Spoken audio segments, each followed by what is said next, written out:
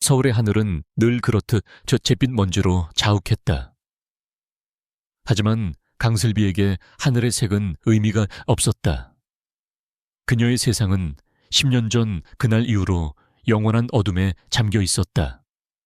그녀가 인지하는 세상은 소리와 냄새, 그리고 피부에 닿는 감각으로 이루어져 있었다.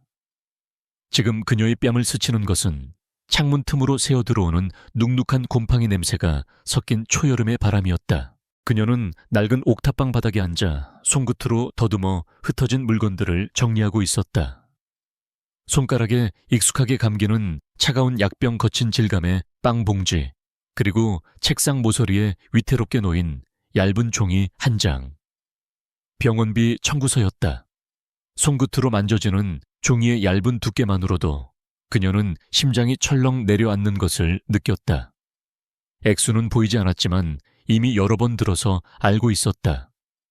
그녀가 감당하기에는 너무나도 무거운 숫자였다. 원장님, 슬비는 자신도 모르게 나직이 중얼거렸다. 박 원장님. 햇살 보육원에서 그녀와 언니, 그리고 그 아이에게 엄마가 되어주었던 유일한 어른. 이제는 병상에 누워 희미한 숨만 내쉬고 있는 그녀의 마지막 가족이었다. 슬비는 청구서를 조심스럽게 접어 낡은 지갑에 넣었다. 눈이 보이지 않는다는 것은 불편했지만 절망스럽지는 않았다. 하지만 돈이 없다는 것은, 사랑하는 사람을 지킬 수 없다는 것은 숨을 쉴 수 없을 만큼 절망적이었다. 그녀는 더듬거리며 일어나 창가로 다가갔다. 창문을 열자 아래층 골목의 소음이 훅 끼쳐왔다. 오토바이 배기음 취객들의 고성 옆집, 부부의 다툼 소리. 이 혼란스러운 소음의 교향곡이 그녀가 사는 세상의 배경음악이었다. 그녀는 이 모든 소음을 들으며 딱 한 사람의 목소리를 떠올렸다.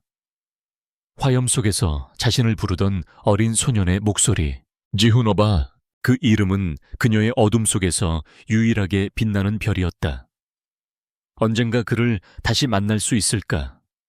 만난다면 그는 과연 자신을 알아볼 수 있을까? 슬비는 목에 걸린 작은 반달 모양 펜던트를 매만졌다. 차갑고 매끄러운 감촉.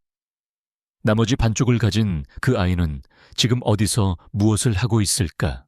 같은 시각 서울의 심장부 강남 테헤란로에 우뚝 솟은 태아그룹 본사 최상층. 권지훈 회장의 집무실은 슬비의 옥탑방과는 다른 차원의 세상이었다.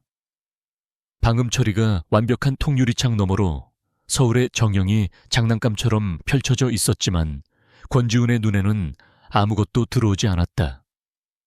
그의 세상은 오직 숫자와 데이터, 그리고 냉정한 계산으로만 이루어져 있었다. 그래서 결론이 뭡니까? 그의 낮은 목소리가 거대한 원목 책상 위로 서늘하게 울렸다. 맞은편에 선 임원들의 어깨가 긴장으로 굳어졌다. 회장님, M&A 대상 기업의 부실 채권 규모가 예상보다 큽니다. 리스크를 관리하라고 당신들에게 월급을 주는 겁니다. 방법을 찾아오세요. 실패할 거라면 지금 당장 이 자리에서 나가고. 그의 말에는 일말의 감정도 실려 있지 않았다. 시장에서 그는 얼음 심장으로 불렸다. 인수합병의 귀재 실패를 모르는 승부사. 그의 결정 하나에 수천억 원이 오가고 수많은 사람들의 운명이 바뀌었다. 하지만 그 누구도 그의 진짜 속을 알지 못했다. 임원들이 굳은 얼굴로 물러나자 집무실에는 다시 무거운 침묵이 내려앉았다. 권지훈은 넥타이를 거칠게 풀어헤치고 의자에 깊숙이 몸을 묻었다. 완벽하게 통제된 그의 세상에도 균열은 존재했다. 그는 책상 서랍을 열어 낡은 벨벳 상자를 꺼냈다. 그 안에는 반달 모양의 은 펜던트가 희미하게 빛나고 있었다. 그는 펜던트를 손바닥에 올려놓고 지그시 눈을 감았다. 그러자 어김없이 그날의 기억이 덮쳐왔다. 뜨거운 화염 무너져 내리는 건물 잔해의 굉음, 그리고 자욱한 연기 속에서 들려오던 소녀의 다급한 목소리. 지훈 오빠 정신 차려 어서. 작은 손이 그의 팔을 잡아 끌던 감촉 그의 위로. 무언가 무너져 내릴 때 그를 감싸안던 가냘픈 등, 그리고 마지막으로 들었던 울음에 젖은 속삭임. 내 눈오빠 주게. 꼭 다시 봐야 해. 그 아이씨 봄이. 그의 어둠 속에서 유일하게 빛나던 이름. 그녀를 찾기 위해 지난 10년을 보냈다. 대한민국을 이잡듯 뒤졌지만 햇살 보육원 화재 사건의 생존자 명단 어디에도 봄이라는 이름은 없었다. 유일한 단서는 이 반쪽짜리 펜던트뿐. 권지우는 펜던트를 쥔 손에 힘을 주었다. 나머지 반쪽을 가진 아이, 반드시 찾아야만 했다. 그녀를 찾는 것이 그가 살아가는 이유이자 지독한 악몽에서 벗어날 유일한 방법이었다. 그에게 봄이는 단순한 첫사랑이나 은인이 아니었다. 그의 부서진 세상의 유일한 구원이었다. 한편 청담동의 한 명품 편집숍. 강유라는 VIP 룸 소파에 앉아 만족스러운 미소로 거울 속 자신을 비춰보고 있었다. 방금 결제한 수백만 원짜리 핸드백이 그녀의 옆에 놓여 있었다. 그녀의 삶은 온통 이런 반짝이는 것들로 채워져 있었다. SNS 속 그녀는 유학파 출신의 재원으로 수많은 남자들의 선망을 받는 인플루언서였다. 물론 모든 것이 거짓이었다. 그녀의 화려한 삶은 아슬아슬한 카드, 돌려막기와 대부업체 비주로 유지되고 있었다. 그녀는 거울을 보며 립스틱을 고쳐 발랐다. 거울 속 여자는 완벽했지만 그녀는 그 너머에 있는 진짜 자신을 보았다. 지긋지긋한 가난과 동생 강슬비의 그림자에 가려져 있던 과거. 햇살 보육원에서 모두가 착하고 예쁜 슬비, 봄이만을 좋아했다. 심지어 권지훈까지도. 그날 화재 현장에서 유라는 겁에 질려 혼자 도망쳤다. 그리고 슬비가 지훈을 구하는 것을 똑똑히 보았다. 슬비가 모든 것을 가졌다고 생각했다. 사람들의 사랑, 그리고 권지훈의 관심까지. 그래서 슬비의 모든 것을 빼앗고 싶었다. The Drilling. 휴대폰이 울렸다. 화면에 뜬 독사라는 이름에 유라의 얼굴이 순간 굳어졌다. 여보세요. 강유라 씨. 이번 달 이자 입금 안 됐던데 약속 날짜가 한참 지났어. 전화기 너머로 들려오는 걸걸한 남자의 목소리에 유라는 애써 태연한 척 목소리를 가다듬었다. 아, 죄송해요. 제가 요즘 좀 바빠서 내일 바로 처리해 드릴게요. 내일 이 여자가 아직 상황 파악이 안 되나? 내일까지 원금 포함해서 전부 갚아. 아니면 네가 SNS에 올린 그 잘난 얼굴 우리가 아주 예쁘게 바꿔줄 테니까. 잠깐만요. 돈은 꼭 갚을게요. 방법이 있어요. 유라의 머릿속이 빠르게 회전했다. 그리고 한 가지 생각이 떠올랐다. 희생양. 언제나 그랬듯 그녀의 모든 문제를 해결해줄 존재. 제 동생 아시죠, 강슬비? 걔한테 받으세요. 걔가 제 보증인이에요. 뭐 그 눈먼 계집애 걔가 무슨 돈이 있어. 돈은 없지만 몸은 있죠. 유라는 잔인한 미소를 지었다. 기에 앞으로 빚을 전부 돌리세요. 그리고 아주 특별한 일을 하나 시키면 원금은 물론이고 이자까지 두둑이 챙길 수 있을 거예요. 아주 비싼 손님을 위한 일이죠. 전화를 끊은 유라는 다시 거울을 봤다. 거울 속 여자는 여전히 아름다웠다. 그녀는 핸드백을 고쳐들고 우아하게 자리에서 일어났다. 죄책감 따위는 없었다. 강슬비는 어차피 어둠 속에서 사는 아이였다. 더 깊은 어둠 속으로 끌어내린다고 해서 달라질 것도 없었다. 이것은 자신의 생존 방식이었다. 그날 저녁 슬비의 옥탑방 문이 거칠게 열렸다. 꽝! 슬비는 소리에 놀라 자리에서 움찔했다. 익숙하지 않은 여러 명의 발소리, 그리고 코를 찌르는 독한 담배 냄새. 강슬비 맞지? 걸걸한 목소리가 그녀의 이름을 불렀다. 슬비는 본능적으로 몸을 웅크렸다. 누구세요? 내 언니 강유라가 진빚 오늘부터 네가 갚아야겠다. 독사라고 불리는 사내가 비웃으며 서류 뭉치를 그녀의 얼굴 앞에 흔들었다. 슬비는 볼 수 없었지만 그것이 차용증이라는 것을 직감할 수 있었다.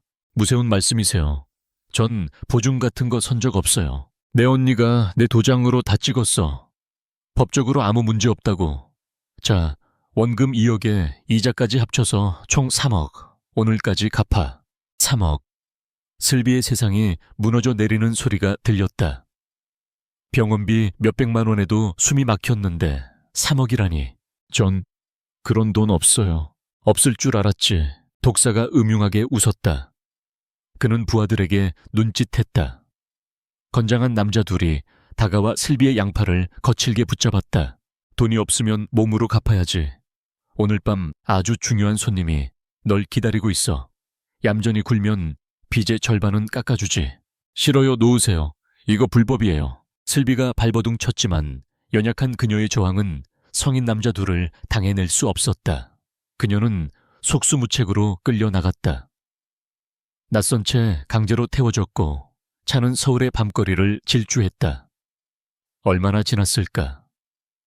차가 멈춘 곳은 화려한 불빛과 소음으로 가득한 곳이었다.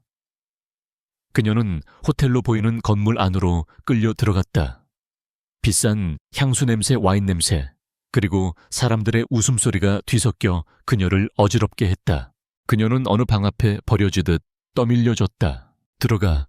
여기서 손님 기다려. 실수하면 네 목숨만 위험한 게 아냐. 병원에 누워있는 그 할망구도 무사하지 못할 테니. 독사의 마지막 협박이 그녀의 귓가를 찔렀다. 박 원장님. 그 한마디에 슬비의 모든 저항이 멈췄다. 문이 닫히고 그녀는 낯선 공간에 홀로 남겨졌다. 사방은 고요했다. 그녀는 더듬거리며 주위를 살폈다. 부드러운 카펫, 거대한 소파, 그리고 서늘한 공기. 모든 것이 그녀의 현실과는 동떨어진 이질적인 공간이었다. 얼마나 지났을까? 문이 열리는 소리가 들렸다. 한 사람의 발소리가 안으로 들어와 맞은편 소파에 앉는 기척이 느껴졌다. 슬비는 숨을 죽였다. 남자는 한동안 아무 말이 없었다. 무거운 침묵이 그녀의 심장을 짓눌렀다. 이런 식으로 사람을 부른 건가? 마침내 남자가 입을 열었다. 낮고 서늘한 하지만 어딘지 모르게 익숙한 목소리. 슬비의 심장이 거세게 뛰기 시작했다. 고작 이런 여자 하나 때문에 내 시간을 낭비하게 만들어. 남자의 목소리에는 차가운 경멸이 담겨 있었다. 그는 자리에서 일어나 그녀에게 다가오는 듯했다. 슬비는 공포에 질려 뒷걸음질 쳤다. 죄송합니다. 저는 아무것도 몰라요. 그녀의 목소리는 공포로 가늘게 떨리고 있었다. 그 떨리는 목소리가 남자의 발걸음을 멈추게 했다. 권지우는 미간을 찌푸렸다. 그는 오늘 사업상 파트너의 성화에 못 이겨 이 자리에 나왔다. 특별한 선물이 있다는 말에 역겨움을 느꼈지만 관계상 어쩔 수 없이 응했다. 그는 방에 들어서는 순간부터 이 모든 상황에 짜증이 나 있었다. 하지만 여자의 목소리를 듣는 순간 그의 안에서 무언가 낯선 감정이 일었다. 그는 여자를 제대로 쳐다보았다. 값싼 파티 드레스를 입은 여자는 어둠 속에서 겁에 질린 작은 동물처럼 떨고 있었다. 그리고 그녀의 눈, 아름다운 얼굴 위에 놓인 두 개의 눈동자는 초점이 없었다. 텅 빈 허공을 향하고 있었다. 네어. 권지우는 자신도 모르게 한 걸음 다가섰다. 바로 그때 슬비가 겁에 질려 중걸거렸다. 제발 살려주세요. 그 애원하는 목소리. 그 떨림. 10년 전 화염 속에서 들었던 목소리와 겹쳐졌다. 권지훈의 머릿속이 혼란에 휩싸였다. 말도 안 돼. 그럴 리가 없어. 그는 여자의 턱을 잡아 자신을 보게 했다. 슬비는 차가운 손길에 놀라 숨을 헉 들이마셨다. 그녀의 초점 없는 눈동자가 그의 얼굴을 향했다. 그 순간 권지훈은 보았다. 칠흑 같은 어둠 속에서도 빛을 잃지 않으려는 부서진 별의 조각 같은 그녀의 눈을. 혼란스러운 감정이 그의 심장을 휘저었다. 연민 경멸, 그리고 아주 희미한 그리움. 그는 대체 이 여자에게서 무엇을 보고 있는 것인가? 권지훈의 차가운 손가락이 강슬비의 턱을 붙들고 있었다. 그녀는 숨을 쉴 수 없었다. 남자의 채취, 옅은 스킨 향과 비싼 원단 냄새가 뒤섞여 그녀의 모든 감각을 마비시켰다. 그녀가 볼 수 있는 것은 오직 칠흑 같은 어둠뿐이었지만 바로 눈앞에 있는 그의 시선이 자신을 꿰뚫고 있다는 것을 느낄 수 있었다. 그 시선은 날카롭고 냉정했으며 동시에 아주 깊은 혼란에 빠져 있었다. 이름이 뭐지? 남자의 목소리는 이전보다 한 톤 낮아져 있었다. 그 미세한 변화에 담긴 감정을 슬비는 읽어낼 수 없었다. 슬비입니다. 강슬비. 그는 그녀의 이름을 낮추기 읊조렸다. 마치 낯선 단어의 맛을 보려는 듯이. 그에게서 아무런 감정도 읽을 수 없었다. 슬비는 공포 속에서 그가 자신에게 무엇을 하려는 것인지 가늠하려 애썼다. 하지만 그의 다음 행동은 그녀의 예상을 완전히 벗어났다. 그는 거칠게 그녀의 턱을 놓았다. 갑작스러운 해방감에 슬비의 몸이 휘청거렸다. 나가. 얼음장처럼 차가운 한마디였다. 슬비는 자신의 귀를 의심했다. 네, 나가라고 했다. 다시 말하게 하지 마. 권지우는 뒤돌아서서 유리 테이블 위에 놓인 서류 가방을 열었다. 그는 안에서 현금 다발을 꺼내 아무렇게나 테이블 위로 던졌다. 돈다발이 흩어지며 내는 둔탁한 소리가 슬비의 심장을 후려쳤다. 이걸로 빚을 갚든 뭘 하든 알아서 해. 그리고 다시는 내 눈에 띄지 마. 그의 말은 자비가 아니었다.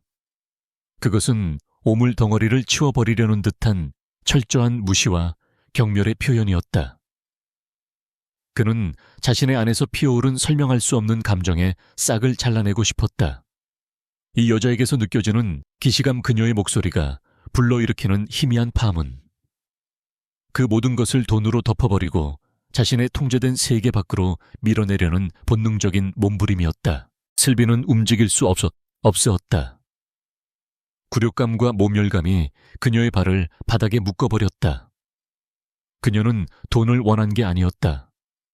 그녀가 원한 것은 오직 전 이 돈 필요 없어요. 그녀의 목소리가 떨려 나왔다. 필요하든 안 하든 그건 내 알바 아니야.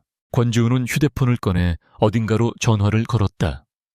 그의 목소리는 다시 원래의 냉정함을 되찾아 있었다. 독사, 들어와. 잠시 후 문이 열리고 독사와 그의 부하들이 조심스럽게 안으로 들어왔다. 그들은 권지훈의 싸늘한 표정과 방 안의 분위기를 살피며 어쩔 줄 몰라 했다. 제어 여자는 보내줘. 권지훈이 슬비를 턱짓으로 가리키며 말했다. 네, 하지만 회장님, 저 계집애가 무슨 실수를. 내 말에 토달지 마. 권지훈의 눈빛이 살벌하게 변했다. 그리고 다시 한번 저 여자를 건드렸다간 내 놈들 이름처럼 땅바닥을 기게 될 줄 알아. 서울에서 발붙일 생각은 꿈도 꾸지 마. 그것은 단순한 협박이 아니었다. 태아그룹 회장 권지훈의 말은 곧 법이었다. 독사의 얼굴이 하얗게 질렸다. 그는 황급히 고개를 숙였다. 명심하겠습니다, 회장님. 권지훈은 더 이상 그들에게 눈길도 주지 않고 방을 나갔다. 그의 비싼 구두 소리가 복도 저편으로 사라질 때까지 방 안에는 숨막히는 침묵만이 흘렀다. 그가 사라지자 독사는 분풀이라도 하듯 슬비를 향해 으르렁거렸다. 시발 재수엄 없는 년. 대체 무슨 짓을 한 거야. 하지만 그는 감히 그녀에게 손대지 못했다. 권지훈의 경고가 그의 뼛속까지 스며들어 있었다. 그는 바닥에 떨어진 돈다발을 허둥지둥 주워 슬비의 손에 억지로 쥐어주었다.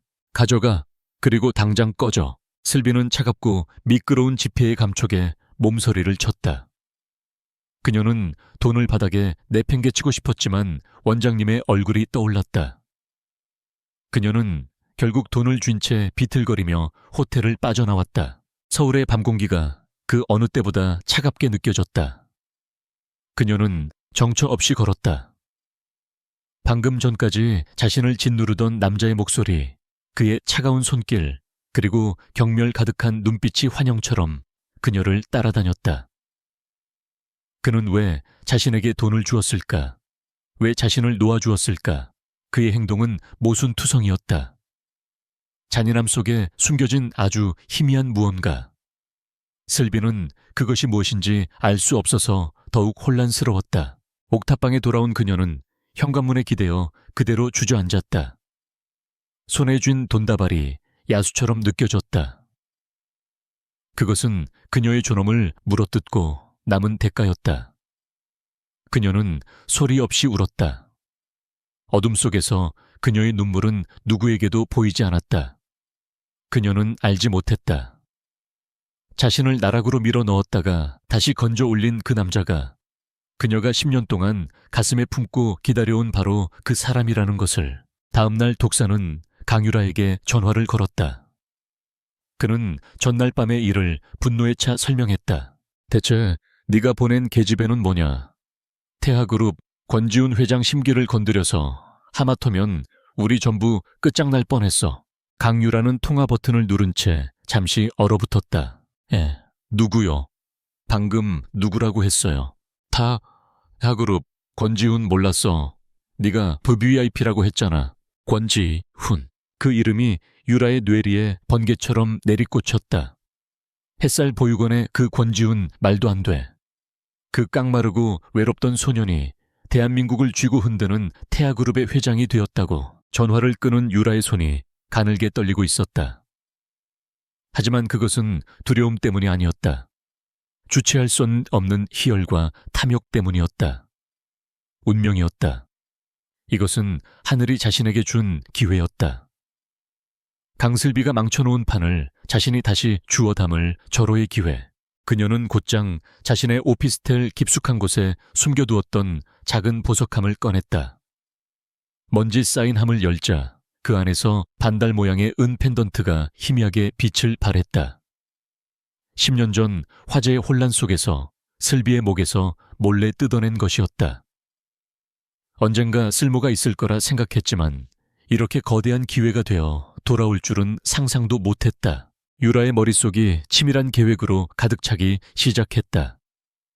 그녀는 며칠 밤낮으로 권지훈에 대해 조사했다. 그의 동선, 그의 습관, 그의 취향. 그는 철저한 비즈니스맨이었지만 뜻밖에도 한 미술재단의 오랜 후원자였다. 그리고 며칠 뒤 그 재단에서 주최하는 비공개 전시회가 있다는 정보를 입수했다. 바로 거기였다. 그녀의 인생을 바꿀 무대. 유라는 가장 우아하고 청순해 보이는 흰색 원피스를 골랐다. 화장은 거의 하지 않은 듯 투명하게 표현했고 머리는 길게 늘어뜨렸다. 거울 앞에 선 그녀는 완벽한 보미의 모습이었다. 기억 속에 가냘프고 순수한 소녀. 권지훈이 찾고 있을 바로 그 모습. 전시회장은 상류층 인사들의 교류의 장이었다. 유라는 샴페인 잔을 든 채 사람들 사이를 유영하며 권지훈을 찾았다. 그는 저 멀리 홀로 그림 앞에 서 있었다. 주변의 소음과 화려함이 그에게는 닿지 않는 듯 그는 자신만의 세계에 잠겨 있었다. 유라는 심호흡을 했다. 지금부터는 연기였다. 그녀 인생 최고의 연기. 그녀는 계산된 발걸음으로 그에게 다가갔다. 그리고 그의 옆을 스쳐 지나가는 순간 마치 발을 헛디딘 것처럼 비틀거리며 그의 팔에 살짝 부딪혔다. 어머, 죄송합니다. 그녀의 손에 들려있던 작은 클러치백이 바닥으로 떨어졌다. 백이 열리면서 안의 소지품이 대리석 바닥 위로 흩어졌다. 립스틱 작은 거울, 그리고 반달 모양의 펜던트. 저장그랑. 작지만 맑은 금속성 소리가 권지훈의 고막을 파고들었다. 그는 반사적으로 바닥을 내려다보았다. 그리고 숨을 멈췄다. 자신이 가진 것과 똑같은 모양의 펜던트. 잃어버린 나머지 반쪽. 시간이 멈춘 것 같았다. 주변의 모든 소음이 사라지고 그의 세상에는 오직 바닥에 떨어진 작은 은 조각만이 존재했다. 그의 손이 저절로 움직였다. 떨리는 손으로 펜던트를 집어들었다. 차가운 감촉이 그의 손바닥을 통해 심장까지 전해졌다. 이건 그의 목소리가 잠겨 있었다. 유라는 고개를 들었다. 그녀의 눈에는 완벽하게 계산된 놀라움과 그리움, 그리고 슬픔이 담겨 있었다.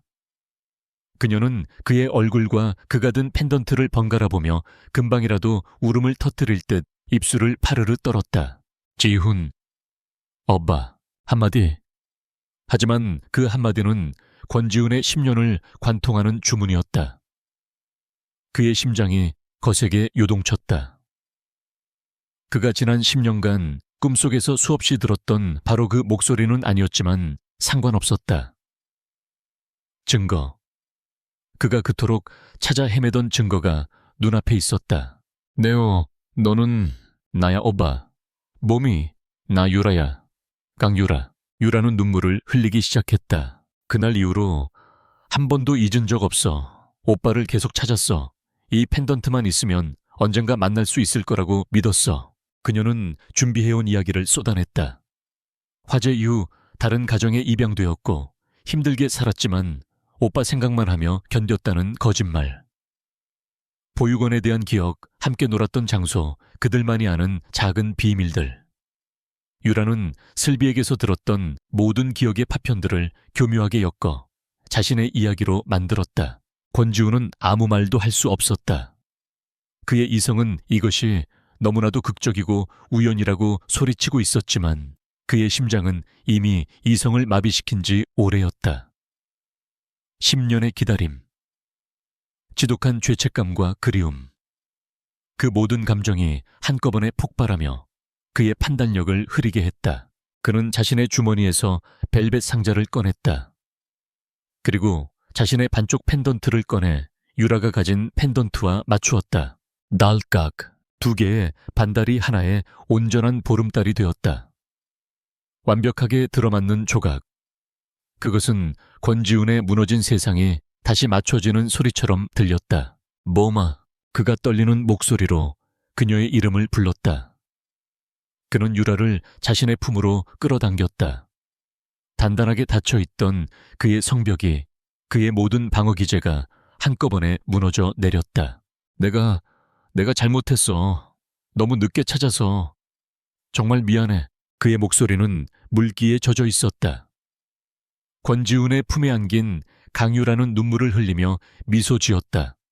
승리의 미소, 잔인한 악마의 미소였다. 그날 밤 서울의 야경이 한눈에 내려다 보이는 태아그룹 펜트하우스. 강유라는 부드러운 실크 가운을 입고 거대한 통유리창 앞에 섰다. 그녀의 손에는 최고급 와인이 들려 있었다. 도시의 불빛이 보석처럼 흩어져 그녀의 발 아래 펼쳐져 있었다. 이제 이 모든 것이 그녀의 것이었다. 한편 서울의 가장 낮은 곳, 낡은 옥탑방에서 강슬비는 차가운 바닥에 누워 잠을 청하고 있었다. 그녀는 그날 밤 만났던 남자의 꿈을 꾸었다. 꿈속에서 남자는 눈물을 흘리며 그녀의 이름을 부르고 있었다. 봄아 미안해 라고. 슬비는 꿈속에서조차 그 목소리의 주인이 누구인지 알지 못한 채 알 수 없는 슬픔에 뒤척였다. 그녀의 과거와 미래, 그리고 이름까지 송두리째 도둑맞았다는 사실을 까맣게 모른 채 시간은 상처를 무디게 만들기는커녕 그날 밤의 굴욕적인 기억을 더욱 날카롭게 벼려내고 있었다. 강슬비는 그 후로 며칠 동안 악몽에 시달렸다. 꿈속에서 그녀는 계속해서 그 호텔 스위트룸에 차가운 소파에 앉아 있었고 정체 모를 남자의 냉소적인 목소리가 사방에서 그녀를 비웃었다. 최근 들어서는 몸의 변화가 더 뚜렷해졌다. 아침마다 속이 메스꺼웠고 빵 한 조각을 넘기는 것조차 힘들었다. 계단을 오를 때면 심장이 예전보다 더 거세게 방망이질 쳤다. 그녀는 심장병이 악화된 것이라고 생각했다. 박 원장님의 병원비도 감당하지 못하는 처지에 자신의 병까지 깊어진다면 상상만으로도 숨이 막혔다. 결국 그녀는 동네의 작은 보건소를 찾았다. 낡은 건물 소독약 냄새가 희미하게 풍기는 진료실에서 나이든 의사는 한참 동안 그녀의 맥을 짚고 청진기를 대보았다. 심장 소리가 조금 불규칙하긴 한데 이건 그 때문이 아닌 것 같군요. 의사는 안경을 고쳤으며 말했다. 혹시 최근에 관계를 가진 적이 있습니까? 질문의 의도를 파악한 순간 슬비의 얼굴이 하얗게 질렸다. 그날 밤 악몽 같았던 그날 밤이 떠올랐다. 그녀는 아무 대답도 할 수 없었다. 그녀의 침묵을 긍정으로 받아들인 의사는 조심스럽게 말을 이었다. 축하해야 할 일인지 모르겠지만 임신입니다. 6주 정도 된 것 같네요. 임신. 그 단어는 천둥처럼 슬비의 머릿속을 울렸다. 세상의 모든 소리가 한순간에 멎는 것 같았다. 그녀의 뱃속에 생명이 자라고 있었다. 그 남자의 아이. 자신을 경멸하고 모욕했던 이름도 얼굴도 모르는 그 남자의 아이였다. 공포와 혼란, 그리고 아주 희미한 경이로움이 뒤섞인 감정이 그녀를 휩쓸었다. 이 아이를 어떻게 해야 할까? 앞도 못 보는 처지에 심장병까지 앓고 있는 몸으로. 게다가 아이의 아버지는 저기 산모님, 의사의 목소리가 그녀를 현실로 끌어냈다. 심장병이 있다고 했죠. 솔직히 말씀드리면 위험합니다. 임신은 심장에 큰 부담을 줍니다. 아이를 지키려다 산모가 위험해질 수 있어요. 의사의 말은 사형 선고처럼 들렸다. 하지만 바로 그 순간 슬비는 자신의 아랫배에 가만히 손을 얹었다. 아무것도 느껴지지 않는 평평한 배. 하지만 그 안에 작은 생명이 숨 쉬고 있다고 생각하자 이상하게도 세상이 무너질 것 같던 공포가 조금씩 가라앉았다. 이 아이는 그녀의 것이었다. 온전한 그녀의 일부. 이 춥고 어두운 세상에서 그녀에게 주어진 유일한 가족이었다. 낳을 거예요. 슬비의 목소리는 작았지만 단호했다. 무서운 일이 있어도 제 아이는 제가 지킬 거예요. 그녀는 처음으로 자신의 운명에 맞서 싸울 이유를 찾았다. 같은 시각 권지훈의 펜트하우스는 슬비의 현실과는 완전히 다른 세상이었다. 눈부신 아침 햇살이 통유리창을 통해 쏟아져 들어와 최고급 가구들을 비추고 있었다. 강유라는 드레스룸에 서서 권지훈이 선물한 다이아몬드 목걸이를 목에 걸어보고 있었다. 어때 오빠 예뻐? 그녀가 거울 앞에서 몸을 돌리며 애교 섞인 목소리로 물었다. 소파에 앉아 신문을 보던 권지훈은 고개를 들어 그녀를 보았다. 흰 실크 드레스를 입고 보석처럼 빛나는 그녀는 한 폭의 그림 같았다. 예쁘다. 그의 대답은 짧았지만 그의 눈빛은 따뜻했다. 그는 지난 몇 주 동안 유라에게 모든 것을 쏟아부었다. 최고의 옷, 최고의 음식, 최고의 집. 10년 동안 그녀가 겪었을 고통을 보상이라도 하려는 듯이 유라는 그의 부와 애정을 마음껏 누렸다. 하지만 아주 가끔씩 권지훈은 위화감을 느꼈다. 그가 기억하는 보미는 말이 없고 수줍음이 많은 아이였다. 어려운 사람을 보면 그냥 지나치지 못했고 작은 풀벌레 하나도 소중히 여기던 아이. 하지만 지금의 유라는 화려한 것을 좋아했고 자기중심적이었으며 때로는 계산적인 모습을 보이기도 했다. 유라야, 그가 불렀다. 우리 보육원에 있을 때 뒷산에 있던 옹달샘 기억나? 우리 둘만의 비밀 장소였잖아. 유라는 목걸이를 만지작거리던 손을 멈칫했다. 옹달샘 그런 게 있었나?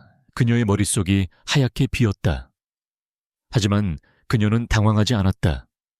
그녀는 슬픈 표정을 지으며 지훈에게 다가가 그의 품에 안겼다. 미안해 오빠. 그날 이후로 기억이 희미한 부분들이 많아. 너무 무서웠거든. 자꾸 생각하려고 하면 머리가 아파. 그녀가 가녀리게 흐느끼자 권지훈의 마음이 약해졌다. 그는 자신의 어리석음을 탓하며 그녀를 부드럽게 감싸 안았다.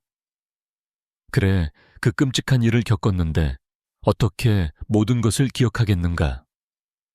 그가 너무 많은 것을 바라고 있었다. 괜찮아.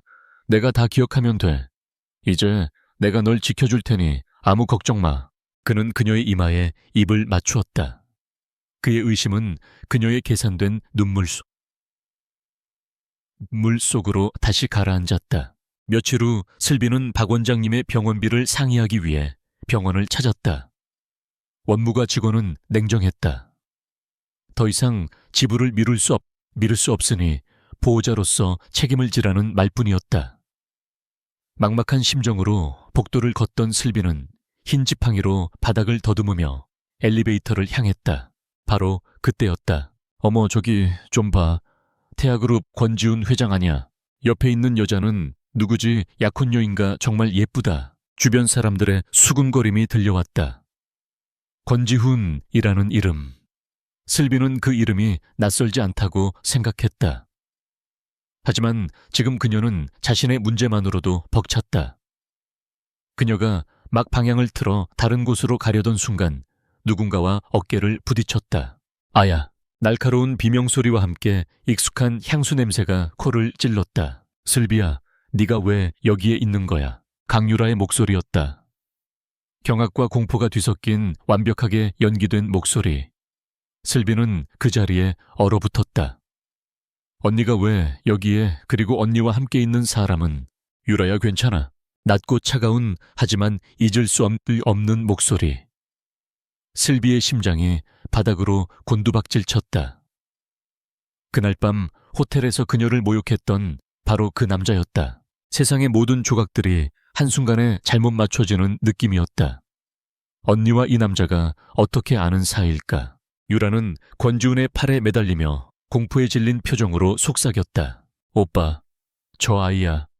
내가 말했던, 계속 날 따라다니면서 돈을 달라고 협박하던 아이. 권지훈의 얼굴이 얼음처럼 차갑게 굳어졌다. 그의 시선이 슬비에게로 향했다. 호텔에서 만났던 그 눈먼 여자. 그의 행복을 좀먹으려는 기생충 같은 존재. 그날 이후로 잊고 있었는데 기어이 여기까지 찾아와 유라를 괴롭히고 있었다. 그의 안에서 차가운 분노가 치밀어 올랐다. 그는 유라를 자신의 등 뒤로 보호하듯 감싸며 슬비에게 다가섰다. 그의 위압적인 기세에 슬비는 저도 모르게 뒷걸음질 쳤다. 네오 같은 쓰레기는 돈 냄새를 기가 막히게 맡는군. 그의 목소리는 칼날처럼 날카로워 슬비의 심장을 파고들었다. 얼마면 돼? 얼마를 받아야 내 여자 앞에서 영원히 사라져 줄 거지? 아니에요. 전 그런 게 아니에요. 슬비는 필사적으로 변명하려 했지만 목소리가 제대로 나오지 않았다. 대어로운 돈에 눈이 멀어서 어디까지 추해질 셈이지. 한 번만 더 유라 앞에 나타나. 그땐 네가 그토록 보고 싶어하는 빛이 뭔지 영원히 잊게 해줄 테니까. 시궁창 같은 내 인생 더 깊은 어둠 속에 처박아 주지. 잔인한 말들이 비수처럼 쏟아졌다. 그녀가 눈이 먼다는 사실을 조롱하는 아기의 찬말이었다. 그 순간 슬비의 가슴에 극심한 통증이 몰려왔다. 쨍하고 무언가 깨지는 듯한 느낌과 함께 숨이 가빠졌다. 심장이 미친 듯이 날뛰며 금방이라도 터져버릴 것 같았다. 그녀는 가슴을 부여잡고 비틀거렸다. 얼굴이 새하얗게 질리고 식은땀이 흘러내렸다.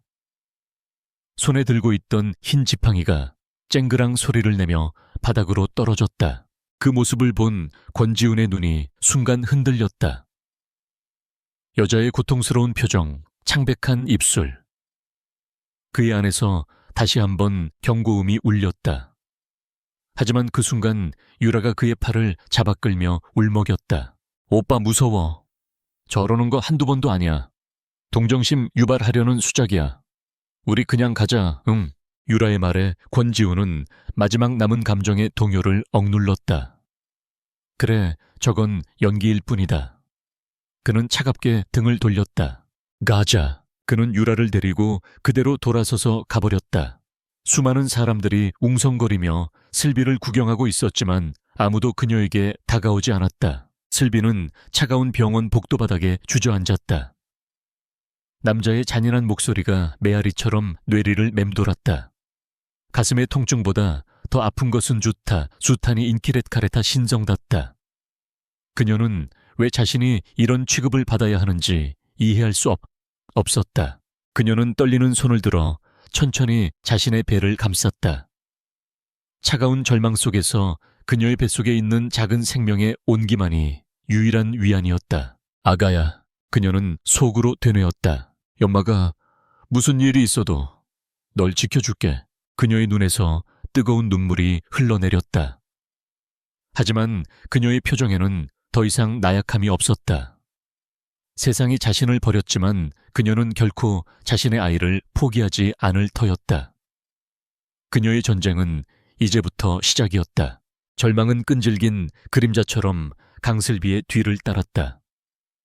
병원 복도에서의 굴욕적인 만남 이후 그녀는 세상으로부터 완벽하게 고립되었다. 언니 강유라는 더 이상 연락이 닿지 않았고 세상은 온통 그녀에게 등을 돌린 듯했다. 그녀의 작은 옥탑방은 거대한 감옥이 되었다. 하지만 그녀는 무너지지 않았다. 그녀의 안에는 지켜야 할 작은 생명이 있었기 때문이다. 슬비는 뱃속의 아이를 봄봄이라고 불렀다. 봄처럼 따뜻하고 희망찬 아이가 되어주길 바라는 마음에서였다. 그녀는 매일 아이에게 말을 걸고 서툰 솜씨로 베네쩌고리를 만들며 힘든 시간을 견뎌냈다. 눈이 보이지 않았기에 바느질은 더뎠지만 한 땀 한 땀 실을 꿰맬 때마다 아이와의 유대감은 더욱 깊어졌다. 그러던 어느 날 기적 같은 전화 한 통이 걸려왔다. 박 원장님이 입원한 병원이었다. 강슬비 보호자님 되시죠? 박춘자 환자분께서 의식을 찾으셨습니다. 슬비는 수화기를 든 채 그 자리에 얼어붙었다. 원장님이 깨어나셨다고 희망의 빛 한 줄기가 그녀의 칠흑 같던 세상에 스며드는 순간이었다. 그녀는 허둥지둥 옷을 챙겨 입고 병원으로 향했다. 병실에 들어서자 희미한 소독약 냄새와 함께 원장님의 밭은 숨소리가 들려왔다. 원장님, 슬비가 떨리는 목소리로 부르자 침대에 누워있던 원장님의 눈꺼풀이 미세하게 파르르 떨렸다. 그녀는 천천히 눈을 떴다. 초점 없는 눈동자가 한참 허공을 헤매다 슬비의 목소리가 들려온 쪽을 향했다. 슬비, 네. 목소리는 갈라지고 힘이 없었지만 분명 원장님이었다. 슬비는 그녀의 거칠고 앙상한 손을 붙잡고 뜨거운 눈물을 쏟아냈다. 네, 원장님, 저예요, 슬비. 그래, 우리 슬비 고생 많았지. 원장님은 힘겹게 미소를 지었다.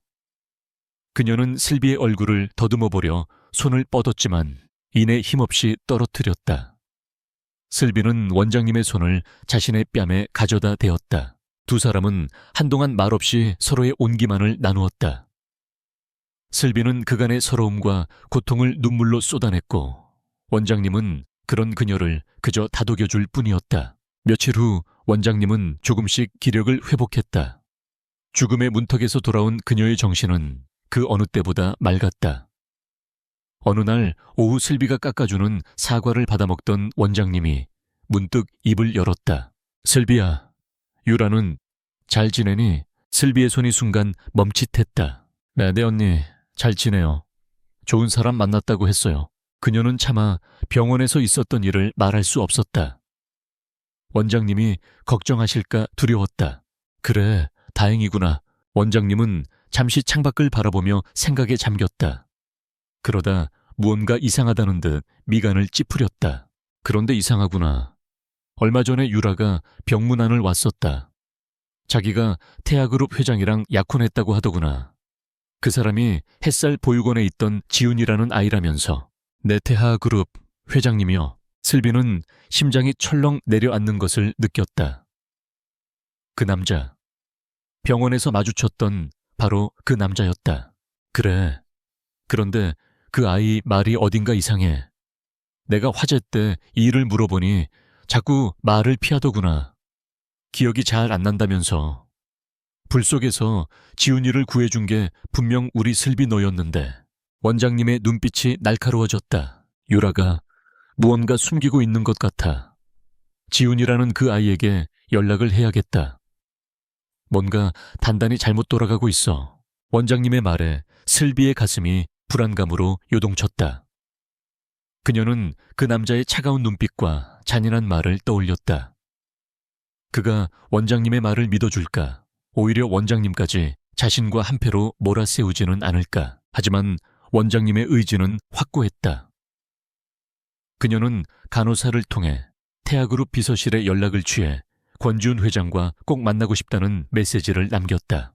그 소식은 즉시 강유라의 귀에 들어갔다. 권지훈의 비서는 원장님의 메시지를 유라에게 먼저 전했다. 햇살 보육원 원장님이 회장님을 뵙고 싶어 한다는 말에 유라의 등골에 식은땀이 흘렀다. 모든 것이 끝장날 수도 있었다. 박 원장님은 모든 진실을 알고 있었다. 그녀가 지훈을 구하지 않았다는 것, 그리고 진짜 보미는 강슬비라는 사실을. 그녀의 머릿속에서 비상벨이 울렸다. 이대로는 안 된다. 원장님이 권지훈을 만나기 전에 그녀의 입을 영원히 막아야만 했다. 그날 밤 유라는 검은 모자와 마스크로 얼굴을 가린 채 병원을 찾았다. 그녀는 복도에서 망을 보다가 담당 간호사가 자리를 비운 틈을 타 몰래 원장님의 병실로 들어갔다. 원장님은 잠들어 있었다. 유라는 조심스럽게 그녀의 링거 줄로 다가갔다. 그녀의 손에는 작은 주사기가 들려 있었다. 인터넷에서 불법으로 구매한 공기를 주입하여 색전증을 유발하는 치명적인 방법이었다. 그녀의 손이 가늘게 떨렸다. 하지만 망설임은 짧았다. 그녀는 자신의 미래에 지금껏 누려온 모든 부와 명예를 떠올렸다. 이 늙은 여자가 자신의 모든 것을 망치게 둘 수는 없었다. 유라는 주사기를 링거줄에 꽂고 공기를 주입했다. 그리고는 아무 일도 없었다는 듯 조용히 병실을 빠져나왔다. 그녀는 병원 후문으로 사라지기 전 일부러 CCTV 사각지대에서 슬비의 낡은 스카프를 떨어뜨렸다. 며칠 전 슬비의 옥탑방에 몰래 들어가 훔쳐 온 것이었다. 완벽한 알리바이를 위한 마지막 장치였다. 다음 날 아침 슬비는 병원으로부터 청천벽력 같은 소식을 전해 들었다. 박 원장님이 돌아가셨다는 연락이었다. 원인은 급성 심정지, 노환으로 인한 자연사로 보인다는 설명이었다. 슬비의 세상이 다시 무너져 내렸다. 그녀의 마지막 남은 가족, 그녀의 유일한 버팀목이 사라져버렸다. 장례식은 초라하게 치러졌다. 유라는 끝내 나타나지 않았다. 슬비는 텅 빈 장례식장에서 홀로 원장님의 영정 사진을 지켰다. 사진 속 원장님은 따뜻하게 웃고 있었다. 그 미소가 슬비의 가슴을 더욱 아프게 파고들었다. 그런데 사건은 예상치 못한 방향으로 흘러갔다. 원장님의 죽음에 의문을 품은 한 젊은 의사가 있었다. 그의 이름은 이진우. 그는 박 원장님의 주치의였고 평소 그녀의 상태를 누구보다 잘 알고 있었다. 갑작스러운 심정지는 분명 이상했다. 그는 병원 측에 부검을 요청했고 그 결과 원장님의 혈관에서 미세한 공기 방울들이 발견되었다. 다살, 사건은 경찰에 넘어갔고 수사가 시작되었다. 경찰은 병원의 CCTV를 확인했다. 그리고 사건 추정 시각 원장님의 병실 복도를 서성이는 한 여자의 모습을 발견했다. 여자는 모자와 마스크로 얼굴을 가렸지만 그 인상착의가 강슬비와 비슷하다는 목격자 진술이 나왔다. 결정적으로 병원 후문 근처에서 슬비의 스카프가 발견되었다. 경찰은 슬비를 유력한 용의자로 지목했다. 원장님이 남긴 얼마 안 되는 유산을 노린 파렴치한 범죄라는 추측이 난무했다. 며칠 후 경찰들이 슬비의 옥탑방을 덮쳤다. 강슬비 씨, 박춘자 씨 살해 혐의로 긴급 체포합니다. 슬비는 무슨 말이냐는 듯 멍하니 서 있었다. 살해 원장님을 말도 안 되는 소리였다. 아니에요. 저는 아니에요. 그녀의 항변은 차가운 수갑 소리에 묻혀버렸다. 그녀는 영문도 모른 채 경찰서로 끌려갔다. 모든 증거가 그녀를 범인으로 가리키고 있었다. 그녀에게는 자신을 변호해줄 알리바이도 증인도 없었다. 그녀는 그 시간에 홀로 옥탑방에 있었다. 이 모든 소식은 권지훈에게도 보고되었다. 그는 처음에는 자신의 귀를 의심했다. 그 눈먼 여자가 살인을 저질렀다고 하지만 이어지는 보고는 그의 의심을 확신으로 바꾸었다. 용의자는 평소 금전적으로 매우 어려운 상황이었고 피해자가 사망할 경우 상속받게 될 약간의 유산이 있었습니다. 또한 피해자가 사망하기 직전 용의자와 크게 다투는 것을 보았다는 간호사의 진술도 확보했습니다. 모두 유라가 꾸며낸 거짓 증언과 조작된 증거들이었다. 유라는 지훈에게 눈물로 호소했다. 오빠, 슬비가 어떻게 그런 짓을... 원장님은 우리 엄마나 다름없었는데 돈 때문에 원장님을... 유라의 연기에 권지훈의 마지막 남은 연민마저 사라져버렸다. 그는 슬비라는 여자가 악마나 다름없다고 생각했다. 돈을 위해 사람을 협박하고 이제는 자신을 길러준 은인까지 살해한 파렴치한. 그는 그녀가 법의 심판을 받아 마땅하다고 생각했다. 그의 마음속에서 그날 밤 호텔에서 느꼈던 아주 희미한 연민의 감정은 이제 차가운 증오로 변해 있었다. 한편 이진우는 경찰서에서 조사를 받고 나오는 길이었다. 그는 박오 원장님의 죽음에 여전히 석연치 않은 점이 많다고 생각했다. 강슬비. 그는 그녀를 몇 번 진료한 적이 있었다. 심장병을 앓고 있었지만 그녀의 눈은 언제나 선했다. 그런 그녀가 돈 때문에 사람을 죽였다는 것을 그는 도저히 믿을 수 없었다. 그는 박옥 원장님의 진료 기록과 강슬비의 진료 기록을 다시 한번 꼼꼼히 살펴보았다. 그러다 이상한 점을 발견했다.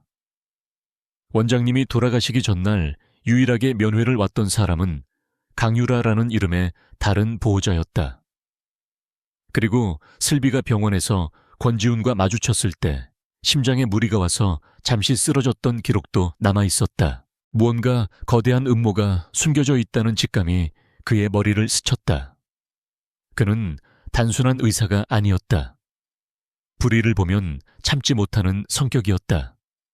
그는 결심했다. 아무도 믿어주지 않는 강슬비의 편에 서서 진실을 밝혀내기로.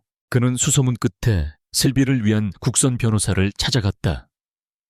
그리고 자신이 아는 모든 의학적 소견과 정황들을 설명했다. 이 사건은 분명히 다른 진범이 있습니다. 강슬비 씨는 희생양일 뿐입니다. 제가 도울 수 있는 건 뭐든지 돕겠습니다. 차가운 취조실에 홀로 앉아 절망에 빠져 있던 슬비는 자신을 돕겠다는 사람이 나타났다는 소식을 전해 들었다. 이진우. 그녀에게는 이름조차 생소한 의사. 하지만 이 칠흑 같은 어둠 속에서 누군가 자신을 향해 손을 내밀어주고 있다는 사실만으로도 그녀는 다시 한번 일어설 용기를 얻었다. 그녀는 혼자가 아니었다. 그리고 그녀의 뱃속에는 그녀가 반드시 지켜내야 할 봄봄이가 있었다. 구치소의 공기는 차갑고 축축했다. 강슬비는 좁은 독방의 딱딱한 침대에 앉아 있었다. 그녀의 세상은 이제 사방이 막힌 콘크리트 벽 안으로 더욱 좁아졌다. 며칠 동안 이어진 취조는 끔찍했다. 형사들은 그녀를 살인자로 단정하고 몰아붙였다. 그녀의 모든 항변은 거짓말로 치부되었다.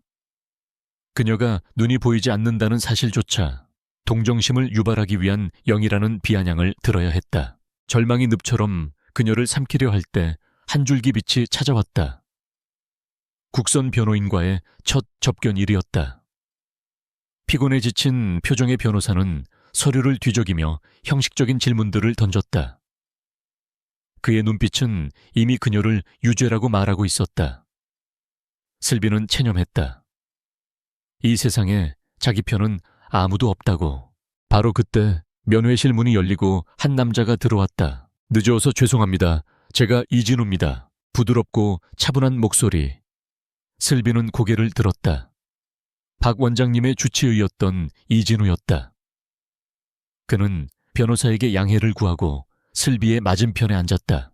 강슬비 씨, 드릴 말씀이 있어서 왔습니다. 그는 잠시 숨을 고른 뒤 단호하고 분명한 목소리로 말했다. 저는 당신의 결백을 믿습니다. 그 한마디에 슬비의 세상이 잠시 멈췄다. 믿는다고 이 말도 안 되는 상황에서 아무런 증거도 없는 자신을 믿어주는 사람이 있다고 그녀는 자신의 귀를 의심했다. 저는 박 원장님의 주치의로서 이번 사건에 석연치 않은 점이 너무나도 많다고 생각합니다. 경찰의 수사는 처음부터 잘못된 방향으로 가고 있어요. 제가 아는 강슬비 씨는 결코 그런 일을 저지를 사람이 아닙니다. 그러니 포기하지 마세요. 제가 밖에서 할 수 있는 모든 것을 다해 돕겠습니다. 이진우의 목소리에는 흔들림 없는 신뢰가 담겨 있었다. 슬비는 처음으로 누군가에게 기댄다는 것이 어떤 느낌인지 알 수 있었다. 뜨거운 눈물이 뺨을 타고 흘러내렸다. 그것은 억울함과 슬픔의 눈물이 아니었다. 고마움과 희망의 눈물이었다. 그날 이후 이진우는 보이지 않는 곳에서 그녀를 위한 싸움을 시작했다. 그는 의사라는 직업을 10분 활용했다. 그는 밤늦게까지 병원에 남아 박 원장님의 마지막 며칠간의 기록을 샅샅이 훑었다. 간호사들의 근무일지, 약물 투여 기록, 방문자, 명단. 그는 마치 복잡한 퍼즐을 맞추듯 사건의 조각들을 재구성해 나갔다. 그러다 그는 작은 하지만 결정적인 단서를 찾아냈다. 원장님이 돌아가시던 날 밤 간호 기록지에 한 간호사가 적어놓은 메모였다. 밤 7시경 환자, 보호자 강유라가 찾아와 환자의 상태에 대해 꼬치꼬치 캐물음. 평소와 달리 매우 불안해 보였음. 공식 방문자 명단에는 강유라의 이름이 없었다. 그녀는 몰래 병원에 왔던 것이다. 경찰은 이 기록을 대수롭지 않게 여겼지만 이진우의 직감은 이것이 사건의 핵심이라고 말하고 있었다. 그는 수소문 끝에 그날 밤 근무했던 간호사를 찾아갔다. 간호사는 강유라가 원장님의 링거를 유심히 살펴보며 약물의 종류와 투여량에 대해 비정상적일 정도로 자세히 물었다고 증언했다. 이진우는 확신했다. 범인은 강슬비가 아니라 강유라라고. 하지만 증거가 부족했다. 한편 구치소 안에서의 삶은 그 자체로 전쟁이었다. 슬비는 눈이 보이지 않는다는 이유로 다른 재소자들의 괴롭힘의 대상이 되기 일쑤였다. 하지만 그녀는 꿋꿋이 버텨냈다. 그녀는 더 이상 혼자가 아니었다. 그녀의 곁에는 자신을 믿어주는 이진우가 있었고 그녀의 아내는 봄봄이가 있었다. 그녀는 매일 밤 모두가 잠든 시간에 조용히 자신의 배를 쓰다듬으며 아이에게 속삭였다. 봄봄아 괜찮아. 엄마가 여기 있어. 조금만 더 힘내자. 아빠는 좋은 사람이었으면 좋겠다. 아이의 아버지를 떠올릴 때마다 그녀의 가슴 한쪽이 시큰거렸다. 그 차가운 남자. 그는 왜 그렇게 자신에게 잔인했을까? 언니와는 대체 무슨 관계일까? 흩어진 기억의 조각들이 머릿속을 맴돌았지만 하나의 그림으로 맞춰지지는 않았다. 그녀는 그저 거대한 음모에 휘말렸다는 것만을 어렴풋이 직감할 뿐이었다. 권지훈의 일상은 완벽해 보였다. 그는 약혼녀 강유라와 함께 재계의 공식 행사에 모습을 드러냈고 두 사람은 세기의 커플로 불렸다. 태아그룹의 주가는 연일 최고치를 경신했다. 모든 것이 그의 통제에 있는 듯했다. 하지만 그의 내면은 그렇지 못했다. 강슬비라는 이름이 그림자처럼 그의 의식을 맴돌았다. 그는 자신의 비서를 통해 사건의 진행 상황을 보고받고 있었다. 그러던 어느 날 비서가 무심코 던진 한마디가 그의 세상을 흔들었다. 참고로 피의자 강슬비는 현재 임신 초기 상태라고 합니다. 권지훈은 들고 있던 펜을 떨어뜨렸다. 암슨, 내 구치소 입소 후 확인된 사실입니다. 그래서 인도적인 차원에서 조사가 언제쯤이라고 하던가 권지훈은 자신도 모르게 다급하게 물었다. 비서는 의아한 표정을 지으며 서류를 확인했다. 대략 2달 전쯤으로 추정된다고 합니다. 2달 전.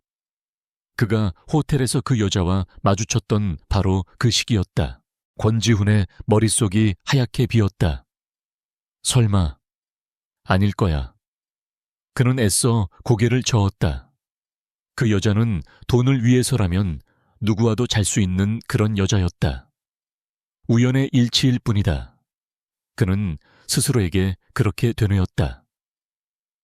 하지만 한번 피어오른 의심은 독초처럼 그의 마음속에 뿌리를 내리기 시작했다.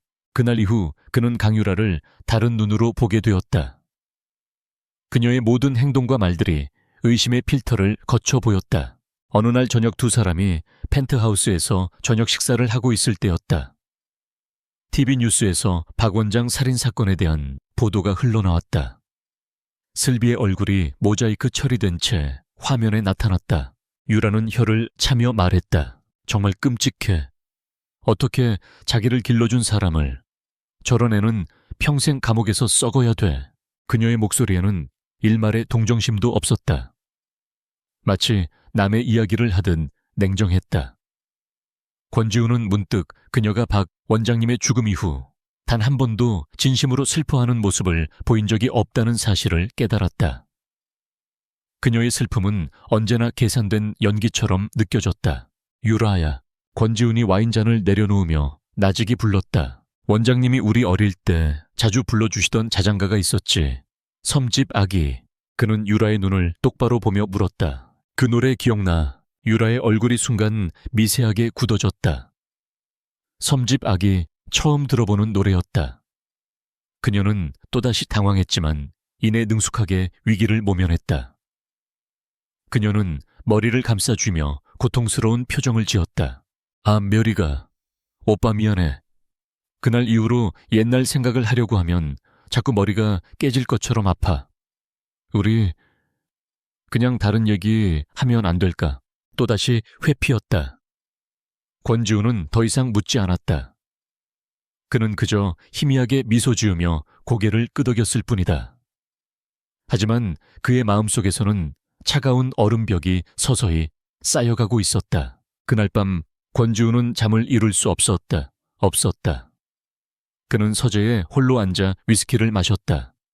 강슬비의 창백하던 얼굴, 고통스럽게 가슴을 부여잡던 모습, 그리고 그녀가 임신했다는 사실.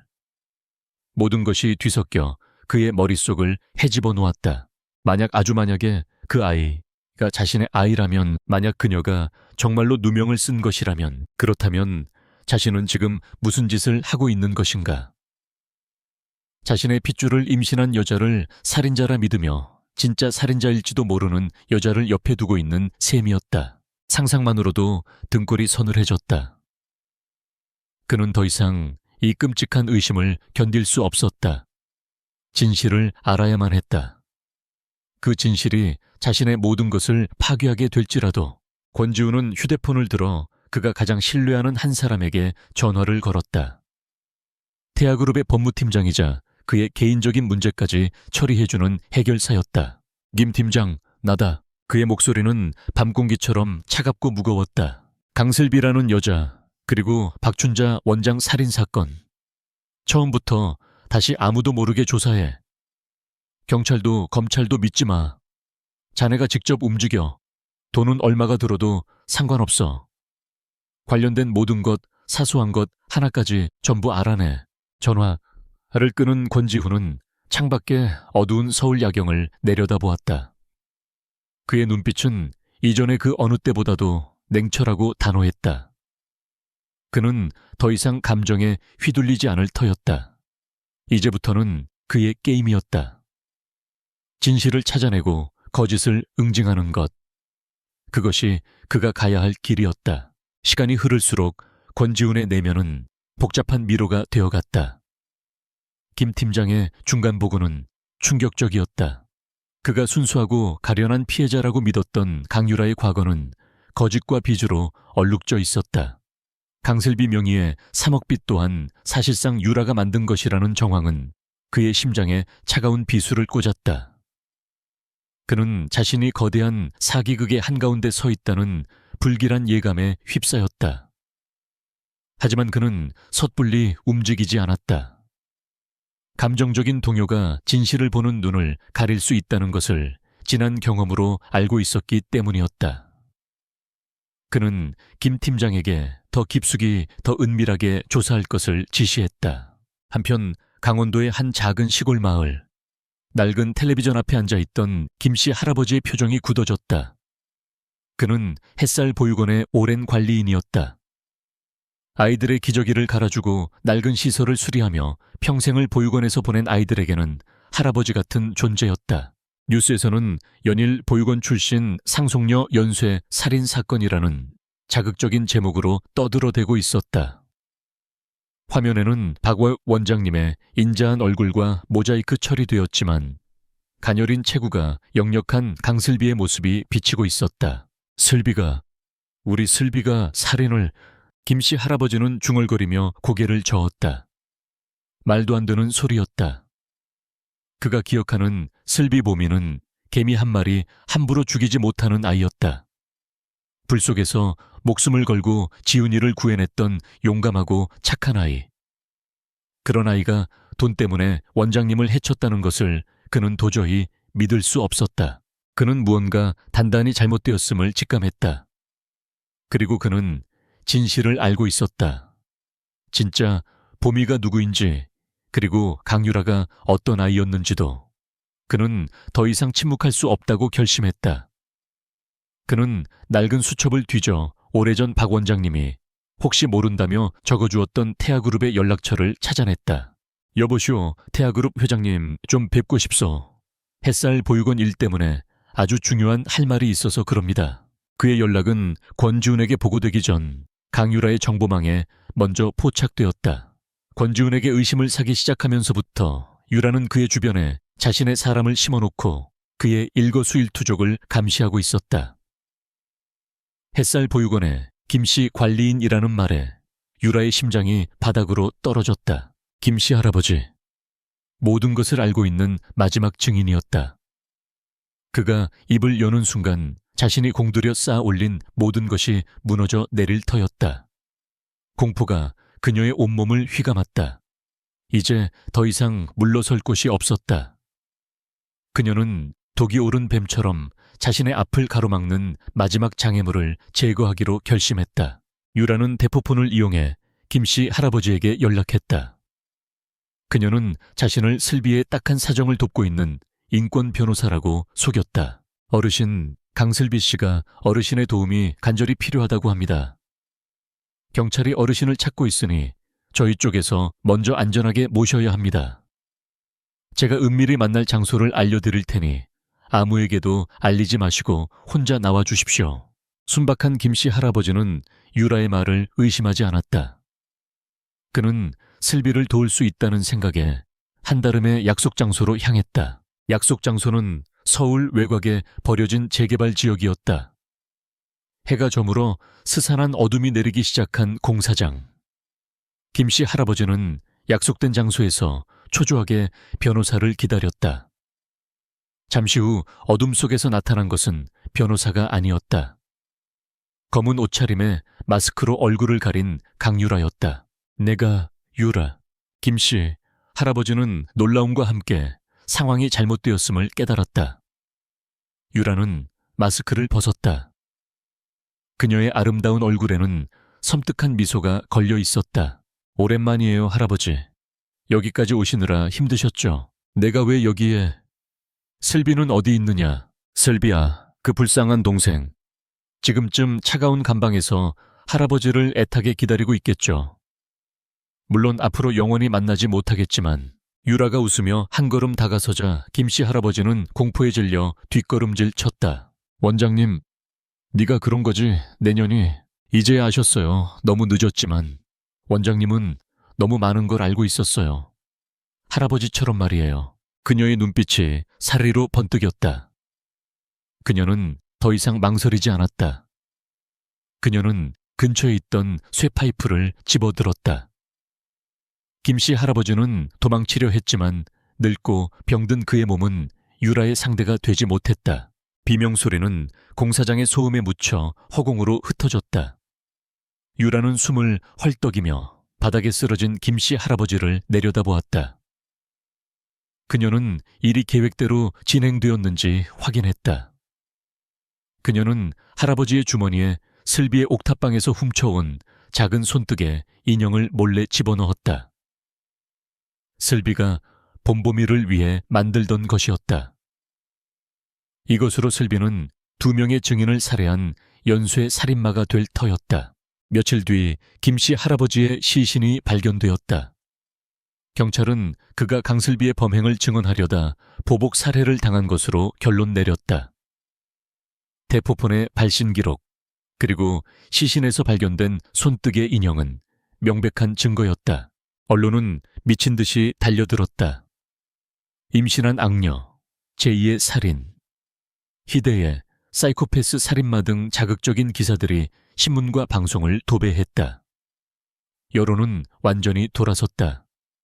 강슬비는 인간의 탈을 쓴 악마가 되어 있었다. 구치소에서 이 소식을 접한 슬비는 실신했다. 자신의 마지막 희망이었던 김씨 할아버지가 죽었고 자신이 그 범인으로 몰렸다는 사실. 그리고 아이를 위해 만든 인형이 살인의 증거가 되었다는 사실은 그녀의 마지막 남은 이성의 끈을 끊어버렸다. 그녀는 비명을 지르며 울부짖었다. 그녀의 절규는 차가운 벽에 부딪혀 공허하게 울릴 뿐이었다. 그녀의 상태는 급격히 악화되었다. 심장에 무리가 왔고 스트레스로 인해 조산의 위험까지 있다는 진단이 내려졌다. 국선 변호사마저 그녀를 포기했다. 그는 더 이상 이길 수 없는 싸움이라고 판단했다. 오직 이진우만이 그녀의 곁을 지켰다. 그는 압도적인 증거들 앞에서도 결코 흔들리지 않았다. 이건 너무 완벽해. 너무 완벽해서 오히려 부자연스러워. 진범은 지금 궁지에 몰려서 무리수를 두고 있는 거야. 우리가 포기하는 순간 그 여자의 승리가 되는 겁니다. 그는 슬비의 손을 잡고 말했다. 그의 따뜻한 손이 꺼져가던 슬비의 생명의 불씨를 간신히 붙들고 있었다.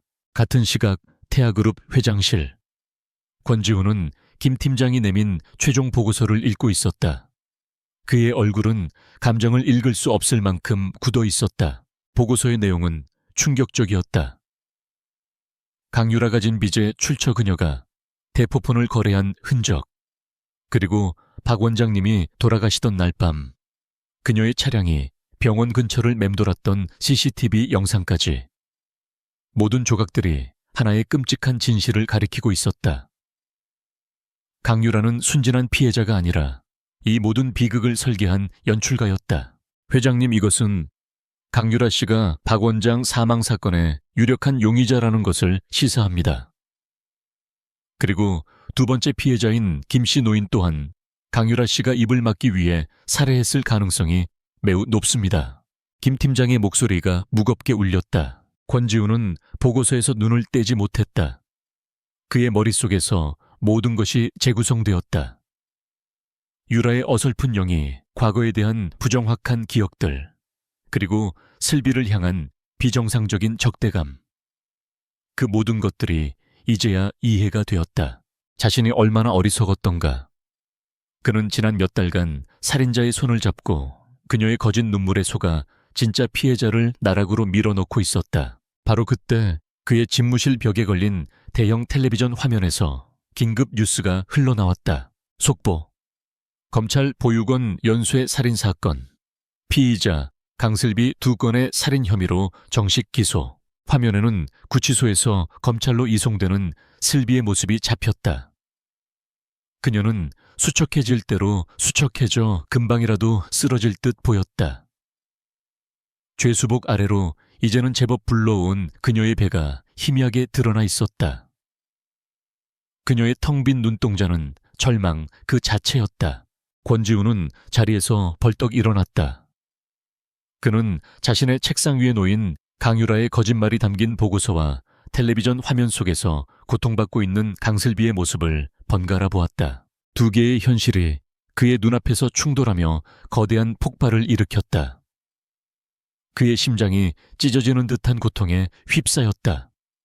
그가 지켜주겠다고 맹세했던 여자는 악마였고 그가 파괴해버린 여자는 어쩌면 그의 아이를 뵌 천사였을지도 모른다. 그의 얼굴이 고통과 분노 그리고 참을 수 없는 죄책감으로 일그러졌다. 교도소 의료동의 병실은 창백한 절망의 색을 띠고 있었다.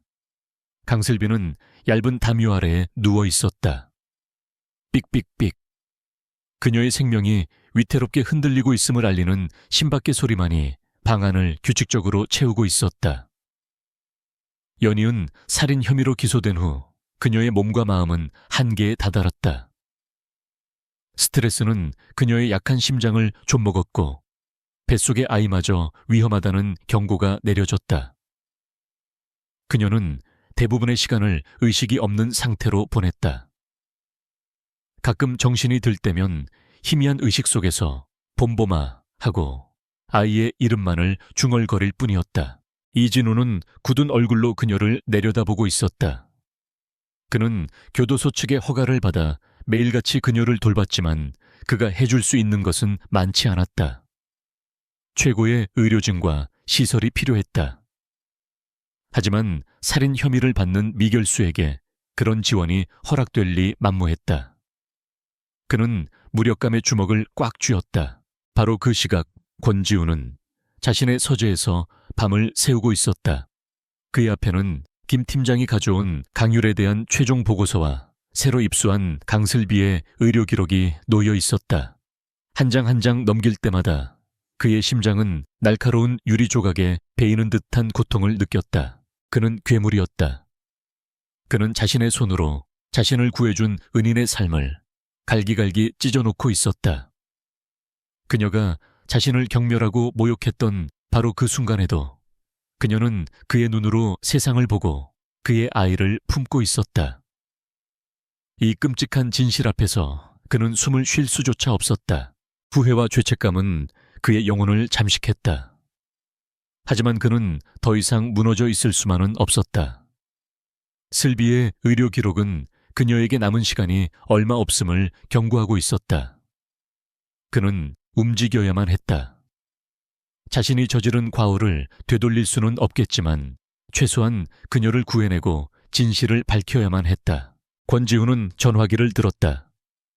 그가 건상대는 대한민국 법조계에서 불독이라 불리는 남자 최강호 변호사였다. 패소를 모르는 승리를 위해서라면 수단과 방법을 가리지 않는 최고의 승부사. 초의 변호사, 나 권지훈이요. 회장님, 이 시간에 어쩐 일이십니까? 강슬비라는 여자가 있어. 살인 혐의로 기소된 그 여자를 빼내시오. 최강호 변호사는 잠시 말이 없었다. 태아그룹 회장이 직접 그것도 세상을 떠들썩하게 만든 연쇄 살인 사건의 피의자를 변호해달라고 요청하는 것은 극히 이례적인 일이었다. 회장님, 이미 모든 증거는 만들면 되는 거요. 진실은 찾아내면 되는 거고. 돈은 얼마가 들어도 상관없어. 대한민국 최고의 팀을 꾸리시오. 그리고 강슬비를 반드시 무죄로 만드시오. 이건 부탁이 아니라 명령이오. 전화를 끄는 권지우는 다음 번호를 눌렀다. 이번에는 청와대 고위 관계자였다. 그는 자신의 영향력을 총동원했다. 그는 강슬비가 교도소 의료동이 아닌 외부의 전문 의료시설에서 치료받을 수 있도록 조치했다. 인도주의적 차원이라는 명분을 내세웠지만 사실상 그의 힘이 아니고서는 불가능한 일이었다. 며칠 후 교도소에 수감되어 있던 슬비에게 놀라운 변화가 찾아왔다. 그녀를 포기했던 국선 변호인이 물러나고 대한민국 최고의 변호사들로 구성된 어벤져스급 법무팀이 그녀의 변호를 맡게 되었다. 그들은 마치 군대처럼 일사불란하게 움직였다. 사건 기록을 원점부터 재검토하고 경찰의 초동 수사에 있던 허점들을 파고들기 시작했다. 슬비는 교도소 내에 격리된 의료시설로 옮겨졌다. 최고의 의료진이 24시간 그녀의 곁을 지켰다. 그녀는 여전히 혼수 상태에 가까웠지만 최소한의 생명 유지는 가능해졌다. 이 모든 변화의 배후에 누가 있는지 아무도 알지 못했다. 이진우조차 그저 기적이 일어났다고 생각할 뿐이었다. 최강호 변호사 팀의 움직임은 거침없었다. 그들은 사건을 재구성하며 진범이 남겼을지 모를 아주 작은 흔적이라도 찾아내려 애썼다. 그러던 중 태아그룹이 운영하는 공익재단에 한 통의 제보 전화가 걸려왔다. 여보세요. 저는 퇴직 소방관입니다. 혹시 햇살 보육원 화재 사건에 대해 아시는지 모르겠습니다만 제보자는 최인규. 10년 전 햇살 보육원 화재 현장에 출동했던 베테랑 소방관이었다.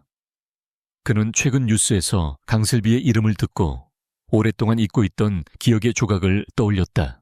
최강호 변호사는 제보의 중요성을 직감하고 직접 최인규를 만났다. 카페의 한적한 구석에서 최인규는 10년 전 그날의 일을 생생하게 증언했다. 그날 현장은 아수라장이었습니다. 저희가 도착했을 때 이미 불길이 걷잡을 수 없이 번진 상태였죠. 저희는 안에서 어린 남자아이 권지훈 군을 구해냈습니다. 그런데 아이가 정신을 차리자마자 안에 보미가 있다며 울부짖더군요. 최 변호사는 숨을 죽이고 그의 말에 귀를 기울였다. 저희가 다시 불길 속으로 뛰어들었을 때 한 여자아이가 쓰러져 있는 것을 발견했습니다. 바로 강슬비 양이었죠. 온몸에 화상을 입고 연기를 너무 많이 마셔 의식이 없는 상태였습니다. 최인규는 잠시 말을 멈추고 씁쓸한 표정을 지었다. 병원으로 이송된 후에 더 놀라운 일이 있었습니다. 강슬비 양이 잠깐 의식을 차렸는데 자기가 죽을지도 모른다며 자신의 각막을 지훈이라는 아이에게 기증하고 싶다고 말했습니다. 의사들이 모두 말렸지만 아이의 의지가 너무나도 확고했습니다. 각막 기증, 그 말에 최강호 변호사의 눈이 번뜩였다. 이것은 단순한 증언이 아니었다. 사건의 판도를 완전히 뒤집을 수 있는 결정적인 열쇠였다. 그는 최인규에게 감사를 표하고 즉시 팀원들에게 지시를 내렸다. 10년 전 햇살 보육원 화재 사건과 관련된 모든 병원 기록을 찾아내. 특히 서울대학병원의 안과진료 기록 각막 이식 수술 기록을 샅샅이 뒤져 먼지 한 톨까지 전부. 변호사팀은 태아그룹의 막강한 지원을 등에 업고 움직였다. 그들은 병원의 낡은 기록 보관소 먼지 쌓인 창고를 며칠 밤낮으로 뒤졌다. 그리고 마침내 잊혀진 서류 상자 속에서 누렇게 바랜 서류 한 장을 찾아냈다. 응급 각막 기증 의향서. 서류에는 화재로 인한 외상으로 실명 위기에 처한 권지훈 군에게 강슬비 양이 각막을 기증하기를 희망한다는 내용이 적혀 있었다. 그리고 서류의 맨 아래 기증자 서명란에는 떨리는 어린아이의 글씨체로 쓴 이름이 적혀 있었다. 강슬비 봄이 사진으로 전송된 서류를 확인한 권지훈은 한강이 내려다 보이는 강변북로 갓길에 차를 세웠다. 그는 태블릿 화면을 확대했다. 괄호 안에 적힌 두 글자. 봄이, 그의 봄이. 그가 그토록 찾아 헤맸던 그의 세상을 구원했던 단 하나의 이름. 그 순간 그의 안에 억눌려 있던 모든 감정의 댐이 무너져 내렸다. 그는 핸들을 내려치며 울부짖었다. 짐승의 울음소리와도 같은 절규가 좁은 차 안을 가득 메웠다. 미안함, 죄책감, 분노 그리고 자기 자신에 대한 참을 수 없는 혐오감. 자신은 그녀에게서 눈을 선물 받았다.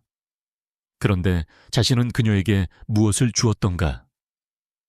경멸의 눈빛, 모욕적인 언사, 그리고 살인자라는 누명.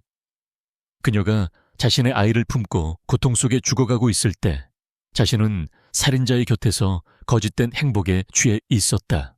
한참을 울던 그는 문득 고개를 들었다. 눈물로 얼룩진 그의 얼굴에서 모든 감정이 사라지고 차가운 결의만이 남았다. 슬픔과 죄책감은 이제 강철 같은 분노와 복수심으로 변해 있었다. 그는 더 이상 망설이지 않을 것이다. 그는 시동을 걸었다. 굉음과 함께 차가 출발했다. 그의 목적지는 회장실도 자택도 아니었다. 모든 거짓이 시작되었고 이제 모든 거짓이 끝나야 할 장소. 강유라가 아무것도 모른 채 그를 기다리고 있을 펜트하우스였다. 그의 눈은 슬픔과 분노가 뒤섞인 불길로 이글거리고 있었다. 이제 심판의 시간이었다. 펜트하우스의 공기는 달콤하고 따뜻했다. 강유라는 부드러운 음악을 틀어놓고 저녁 식탁을 정성껏 꾸미고 있었다. 최고급 레스토랑에서 공수해온 음식들, 반짝이는 은식기, 그리고 우아한 촛불. 모든 것이 완벽했다. 그녀는 권지훈에게 깜짝 놀랄 만한 소식을 전할 참이었다. 유명 웨딩 플래너와의 상담 예약, 그리고 유럽의 고성에서 올릴 동화 같은 결혼식 계획. 상상만으로도 황홀경에 빠지는 듯했다. 그녀는 자신의 인생이 마침내 정상 궤도에 올랐다고 믿었다. 강슬비라는 마지막 장애물은 이제 연쇄 살인범이라는 멍에를 쓰고 사회에서 영원히 격리될 터였다. 권지훈의 의심도 시간이 지나면 옅어질 것이고 자신은 태아그룹의 안주인으로서 모두의 부러움을 받는 삶을 살게 될 것이다. 그녀는 와인잔에 담긴 붉은 액체를 우아하게 흔들며 만족스러운 미소를 지었다. 도요록 해제되었습니다. 현관문이 열리는 소리에 유라는 화사하게 웃으며 달려나갔다. 오빠 왔어. 오늘 내가... 그녀의 말은 끝을 맺지 못했다. 문 앞에 서 있는 권지훈의 얼굴을 보는 순간 그녀의 온몸이 얼어붙었다. 그의 얼굴에는 어떤 감정도 없었다. 평소의 다정함은 온데간데 없고 모든 것을 꿰뚫어 보는 듯한 차가운 눈빛만이 그녀를 향해 있었다. 마치 폭풍 전야의 고요함처럼 그의 침묵은 그 어떤 고함보다도 위협적이었다. 오빠, 왜 그래? 무슨 일 있었어? 유라가 애써 태연한 척 물었지만 목소리가 미세하게 떨려 나왔다. 권지훈은 대답 없이 그녀를 지나쳐 거실로 들어섰다. 그는 재킷을 벗어 아무렇게나 소파에 던지고 대리석 커피 테이블 앞에 섰다. 그리고 서류 폴더 하나를 테이블 위에 툭 소리가 나게 내려놓았다. 앉아. 명령이었다. 유라는 본능적으로 그의 말에 따랐다. 그녀의 심장이 불안하게 뛰기 시작했다. 권지훈은 그녀의 맞은편에 앉지 않았다. 그는 마치 신문하는 검사처럼 그녀의 앞에 서서 그녀를 내려다보았다. 나를 만나기 전에 빚이 5억이 넘더군. 사채업자들에게 쫓기고 있었고 그의 첫마디는 유라의 심장을 꿰뚫는 창과 같았다. 무무선 소리야. 오빠 오해야. 그건 오해. 지훈이 피식 웃었다. 그 웃음에는 경멸이 가득했다. 내 이름으로 된 신용카드 내역 대출 기록 전부 여기 있어. 네가 슬비의 이름으로 3억의 빚을 만들고 그 아이를 사채업자들에게 팔아넘기려 했던 사실까지도. 그는 서류를 한 장씩 그녀의 앞으로 던졌다. 종이들이 나비처럼 흩날리며 바닥에 떨어졌다. 유라의 얼굴이 하얗게 질렸다. 그녀는 필사적으로 머리를 굴렸다. 슬비가 그런 거야. 걔가 내 이름을 도용해서. 걔는 원래 그런 애였어. 불쌍한 척하면서 뒤로는 온갖 나쁜 짓을 하고 다니는. 그 입 닥쳐. 권지훈의 목소리가 얼음처럼 차갑게 울렸다. 내 대어로운 입에 슬비의 이름을 올리지 마. 그는 다음 서류를 꺼내 들었다. 박 원장님, 네가 병원에 몰래 찾아간 다음 날 돌아가셨지. 그리고 김씨 할아버지, 네가 대포폰으로 통화한 직후에 살해당했어. 이것도 슬비가 한 짓인가? 나는 아니야. 증거 있어. 오빠 어떻게 나한테 이럴 수 있어? 내가 바로 오빠가 찾던 봄이잖아. 우리가 함께한 추억을 다 잊었어. 유라는 최후의 무기인 눈물을 꺼내 들었다. 그녀는 서럽게 울며 그의 바짓가랑이를 붙잡았다. 언제나 이 방법은 통했다. 남자들은 그녀의 눈물에 약했다. 하지만 권지훈은 미동도 하지 않았다. 그는 자신의 다리에 매달린 유라를 벌레 보듯 내려다보았다. 추억 그래, 추억 얘기를 해볼까. 그는 자신의 태블릿을 켜서 화면을 유라의 눈앞에 들이밀었다. 화면에는 누렇게 바랜 서류 한 장이 떠 있었다. 내 눈 누가 줬는지 알아. 그의 목소리가 지하실의 냉기처럼 스산하게 울렸다. 내가 그토록 경멸하고 무시하던 네 동생 강슬비가 줬어. 여기 내 눈으로 똑똑히 봐. 기증자 서명란에 뭐라고 쓰여 있는지. 유라의 눈동자가 태블릿 화면에 고정되었다. 그곳에는 떨리는 글씨체로 쓰인 이름이 있었다. 강슬비. 그리고 그 옆에 그녀의 모든 거짓말을 산산조각 내는 두 글자. 봄이. 그 순간 유라의 모든 연기가 멈췄다. 그녀의 얼굴에서 슬픔과 억울함의 가면이 벗겨지고 그 아래에 숨겨져 있던 시기심과 증오, 그리고 광기가 드러났다. 그녀의 눈이 핏발로 가득 찼다. 하하하하하. 그녀는 미친 사람처럼 웃기 시작했다. 그래, 그 애야. 언제나 그 애였어. 모두가 그 애만 좋아했어. 원장님도 보육원 애들도. 그리고 너까지도. 그녀는 자리에서 벌떡 일어나 권지훈을 향해 소리쳤다. 그녀의 아름답던 얼굴이 증오로 흉측하게 일그러져 있었다. 나는 언제나 그 애의 그림자였어. 그 애가 가진 건 뭐든지 빼앗고 싶었어. 이름도 추억도 그리고 너까지도 내가 보미가 되면 안 돼. 내가 너의 구원자가 되면 안 되냐고.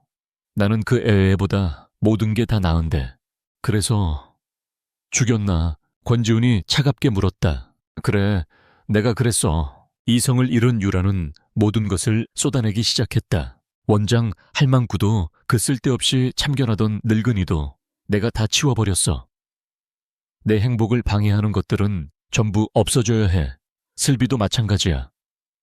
그 애는 처음부터 죽었어야 했어. 그런데 네가 감히 날 의심하고 그 애 편을 들어. 그녀의 광기 어린 절규가 펜트하우스를 가득 메웠다.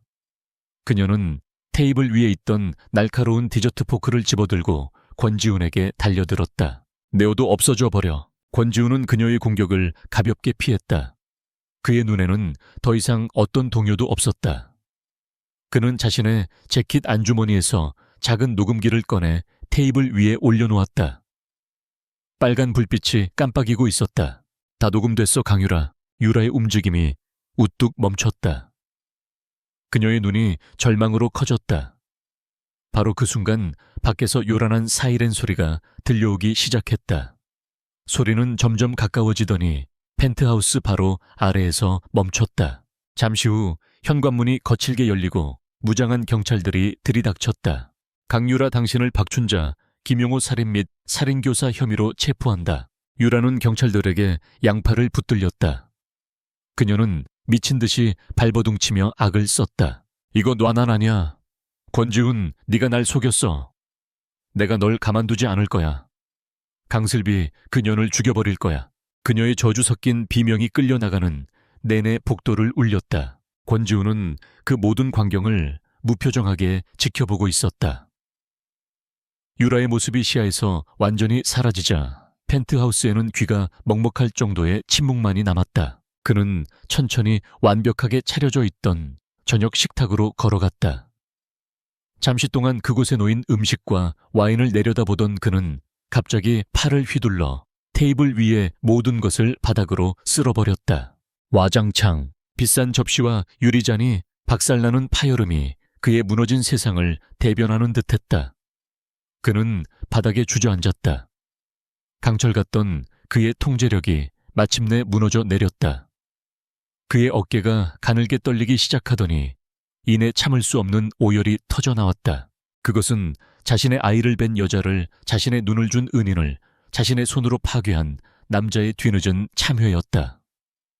폭풍은 지나갔지만 그는 폐허 속에 홀로 남겨졌다. 강유라가 체포된 후 펜트하우스의 시간은 멈췄다. 값비싼 가구와 산산조각난 식기들이 뒤엉킨 폐허 속에서 권지훈은 밤을 지새웠다. 죄책감은 살아있는 생물처럼 그의 심장을 파먹고 있었다. 그는 자신의 손에 묻은 피를 보았다. 비록 직접적인 가해자는 아니었지만 그는 강유라라는 칼날을 휘두른 손이었다. 그의 어리석음과 오만이 슬비를 죽음의 문턱으로 몰아넣었다. 동이 트자마자 그는 병원으로 향했다. 하지만 그는 슬비가 있는 VIP 병실 안으로 들어갈 수 없었다. 문 앞에서 서성이며 유리창 너머로 창백한 얼굴로 누워있는 그녀를 그저 바라볼 뿐이었다. 무슨 자격으로 그녀의 앞에 나선단 말인가. 그때 이진우가 지친 얼굴로 병실에서 나왔다. 그는 권지훈을 보고 잠시 멈칫했다. 그의 눈에는 경멸과 연민이 뒤섞여 있었다. 이제 와서 어쩔 겁니까? 이진우의 목소리는 차가웠다. 강슬비 씨는 지금 심장이 제 기능을 거의 못하고 있습니다. 이식 외에는 방법이 없어요. 하지만 지금 당장 기증자가 나타나지 않는 이상 우리는 그저 기적을 바라는 수밖에 없습니다. 당신이 만든 기적이 아닌 진짜 기적을. 그의 말 한마디 한마디가 비수처럼 권지훈의 가슴에 박혔다. 그는 주먹을 꽉 쥐었다. 기적. 그는 돈으로 모든 것을 살 수 있다고 믿어왔다. 하지만 지금 그는 돈으로 살 수 없는 단 하나, 시간 앞에서 무력했다. 강유라의 자백 소식은 대한민국을 뒤흔들었다. 언론은 하루아침에 태도를 바꾸었다. 비운의 악녀에서 희대의 살인마로, 그리고 강슬비는 희생양이이자 비련의 여주인공이 되었다. 경찰청장이 직접 병원을 찾아와 그녀에게 공식적으로 사과했고 모든 혐의는 종결되었다.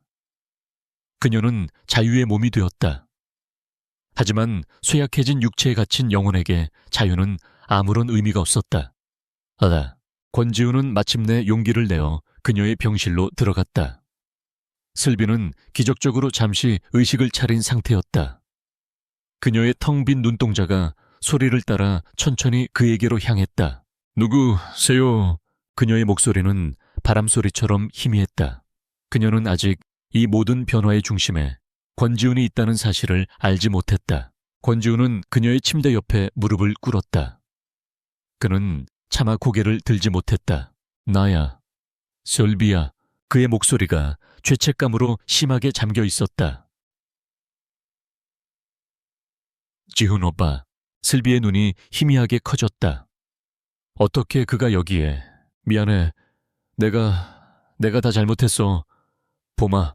그는 그녀의 앙상한 손을 조심스럽게 잡았다. 그의 뜨거운 눈물이 그녀의 차가운 손등 위로 뚝뚝 떨어졌다. 그는 지난 몇 달간의 모든 일을, 자신의 어리석음과 잔인함을 그리고 뒤늦게 알게 된 모든 진실을 흐느끼며 고백했다. 슬비는 아무 말 없이 그의 말을 듣고만 있었다. 그녀의 얼굴에는 어떤 표정도 떠오르지 않았다. 너무 많은 고통이 그녀의 모든 감정을 마비시킨 듯. 됐다. 그녀는 그저 아주 오랫동안 잊고 있던 이름을 나직이 불렀을 뿐이다. 어바. 그 한마디에 권지훈의 심장이 무너져 내렸다. 그것은 원망도 용서도 아니었다. 그저 자신의 운명을 받아들이는 자의 마지막 확인과도 같았다. 한편 체포된 강유라는 취조 과정에서 완전한 정신 이상 증세를 보였다. 그녀는 웃다가 울다가 알아들을 수 없는 말을 짓거리다가 갑자기 돌처럼 굳어버리기를 반복했다. 전문가들은 극심한 스트레스로 인한 해리성 장애 진단을 내렸고 그녀는 치료 감호소로 이송이 결정되었다. 비극은 바로 그 이송 과정에서 일어났다. 그녀는 그동안 계속해서 무기력한 모습을 보이며 교도관들의 경계를 늦추게 만들었다. 그리고 호송 차량이 잠시 정차한 틈을 타 몰래 숨겨두었던 머리핀으로 수갑을 풀고 옆에 있던 교도관을 공격했다. 차량 안이 아수라장이 된 사이 그녀는 문을 열고 미친 듯이 도로로 뛰어들어 어둠 속으로 사라졌다. 지옥에서 악마가 풀려났다. 이 소식은 즉시 권지훈에게 보고되었다. 그는 온몸의 피가 차갑게 식는 것을 느꼈다. 유라, 그녀는 이대로 끝나지 않을 것이다.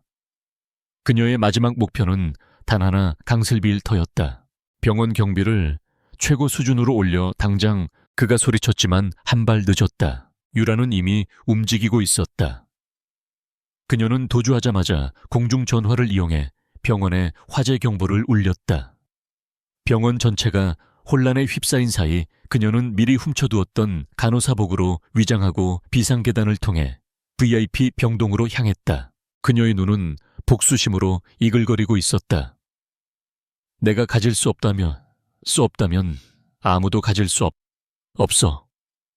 특히 너 강슬비, 너는 내 손으로 끝내주겠어. 슬비의 병실 앞을 지키던 경호원들이 화재 경보에 우왕좌왕하는 사이 유라는 소화기를 터뜨려 연기를 피우고 그 틈을 타 병실 안으로 들어갔다.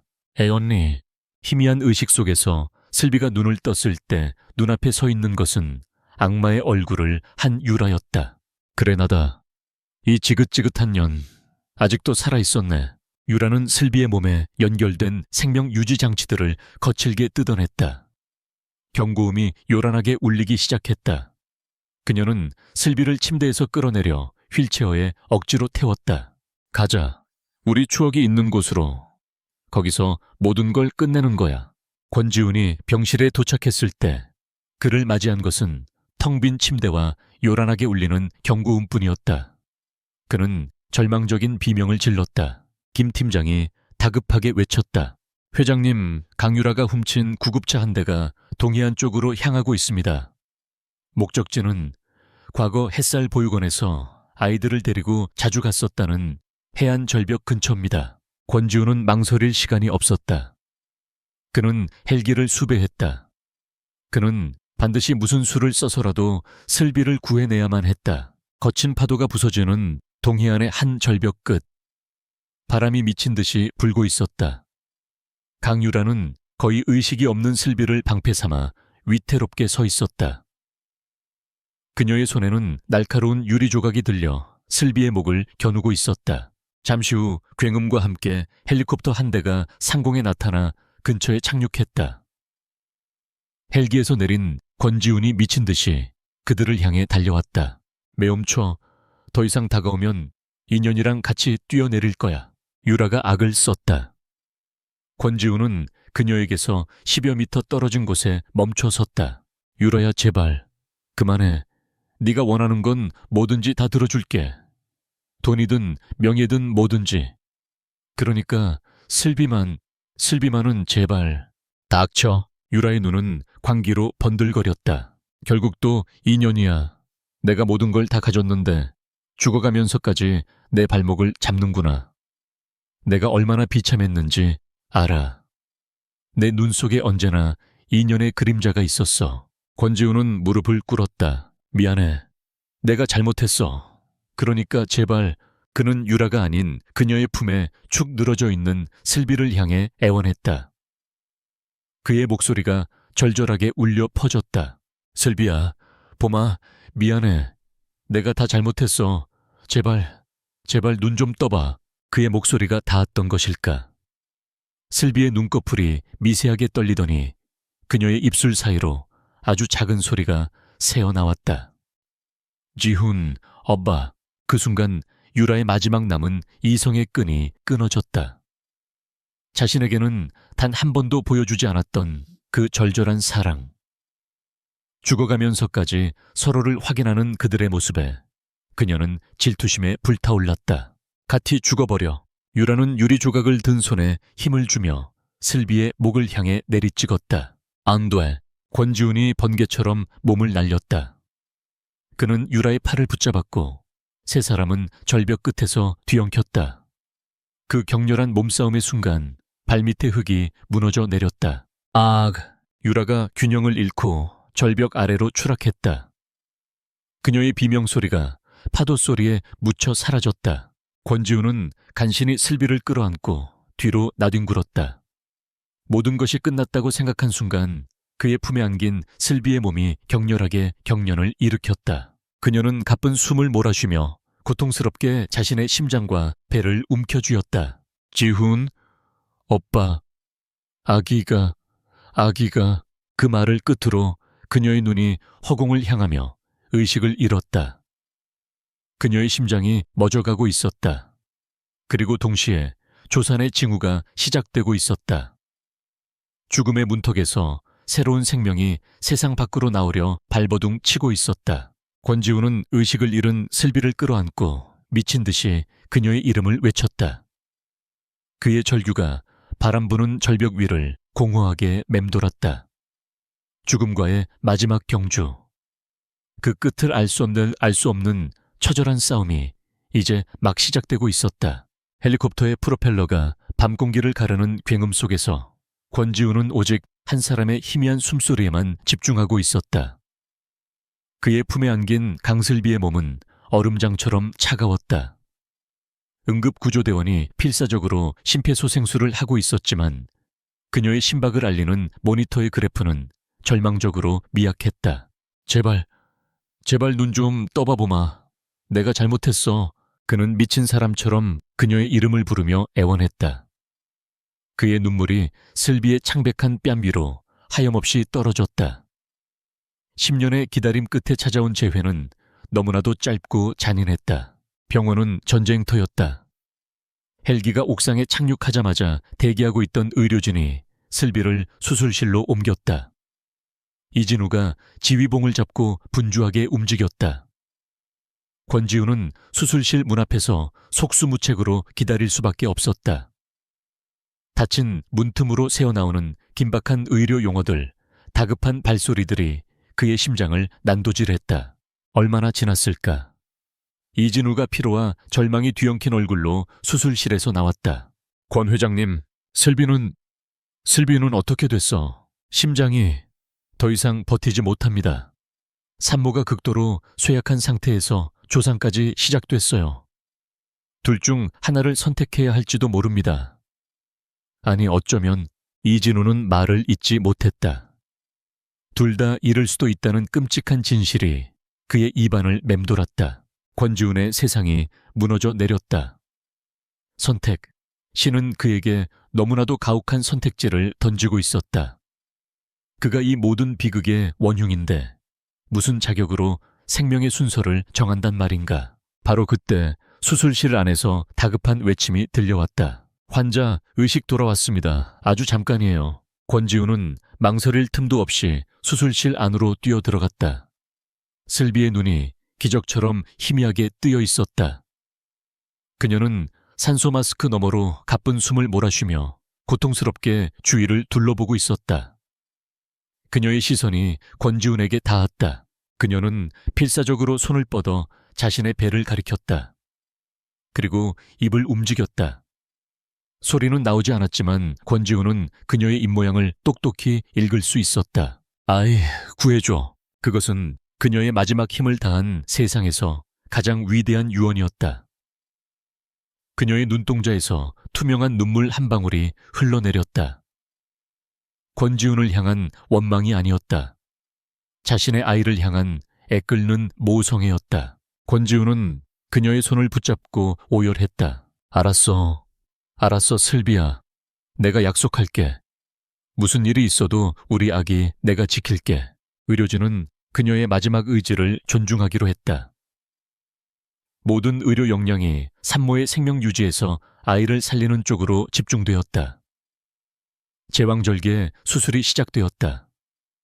권지훈은 수술실 밖에서 1분 1초가 영원처럼 느껴지는 지옥 같은 시간을 견뎌냈다. 얼마 후 융계 수술실 문틈으로 가냘프지만 우렁찬 아기의 울음소리가 새어나왔다. 권지훈은 그 자리에 주저앉았다. 잠시 후 간호사가 작은 생명이 담요에 쌓인 채 그에게 다가왔다. 아들입니다. 2.8kg. 아주 건강합니다. 권지훈은 떨리는 손으로 아이를 받아 안았다. 아이는 작고 따뜻했다. 슬비를 꼭 닮은 오목조목한 얼굴. 아이의 얼굴 위로 그의 눈물이 비처럼 쏟아졌다. 하지만 그의 기쁨은 잠시였다. 이진우가 무거운 발걸음으로 그에게 다가왔다. 그의 눈은 붉게 충혈되어 있었다. 마지막 인사는 하셔야겠습니다. 수술실 안은 고요했다. 요란하던 기계음들이 모두 멈춰 있었다. 슬비는 하얀 시트 위에 인형처럼 누워 있었다. 그녀의 얼굴에는 신기할 정도로 평온한 미소가 어려 있었다. 간호사가 아이를 그녀의 품에 안겨주었다. 슬비는 마지막 남은 힘을 다해 눈을 떴다. 그녀의 시선이 아이에게로 향했다. 그녀는 가냘픈 손을 들어 아이의 작은 뺨을 아주 조심스럽게 쓰다듬었다.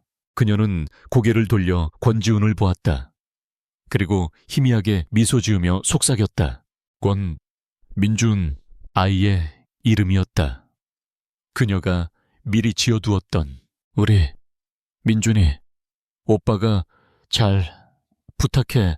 그녀의 목소리가 점점 잦아들었다. 원망 안 해. 정말이야.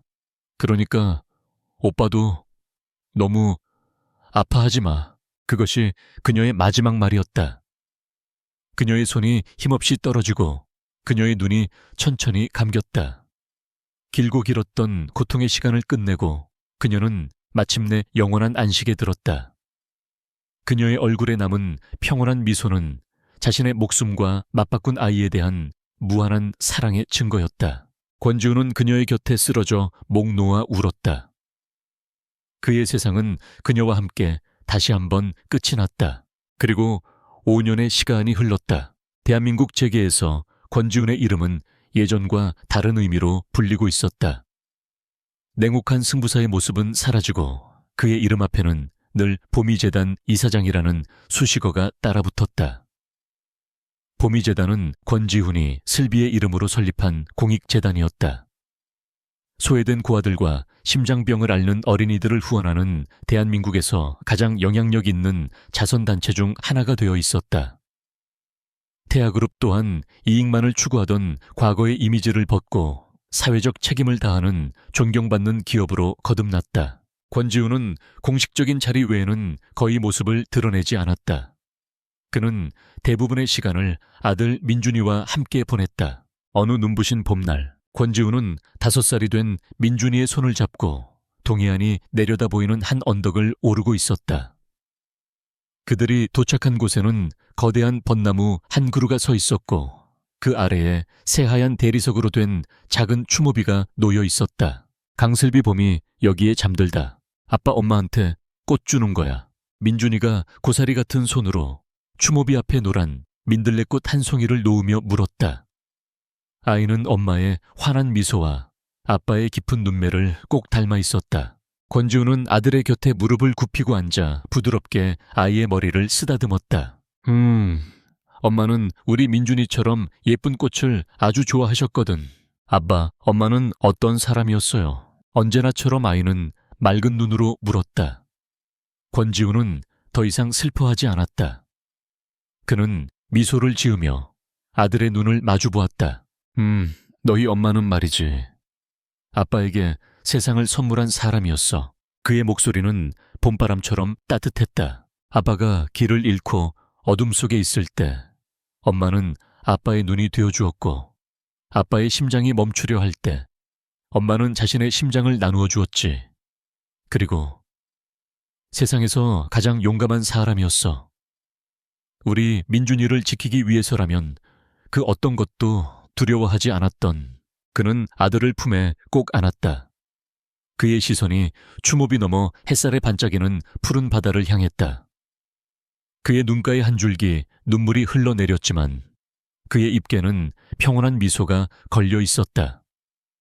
후회와 죄책감의 시간은 지나갔다. 이제 남은 것은 그녀에 대한 영원한 사랑과 감사, 그리고 그녀가 남긴 소중한 유산인 아들과 함께 살아갈 날들이었다. 봄바람이 불어와 벚꽃 잎들이 눈처럼 흩날렸다. 꽃잎들은 언덕 위를 춤추듯 맴돌다 아버지와 아들의 어깨 위로, 그리고 보미의 이름이 새겨진 추모비 위로 소복이 내려앉았다. 마치 하늘에 있는 그녀가 따뜻한 손길로 그들을 어루만져주는 것만 같았다. 그녀의 희생으로 피어난 사랑은 또 다른 봄이 되어 영원히 그들 곁에 머물 터였다.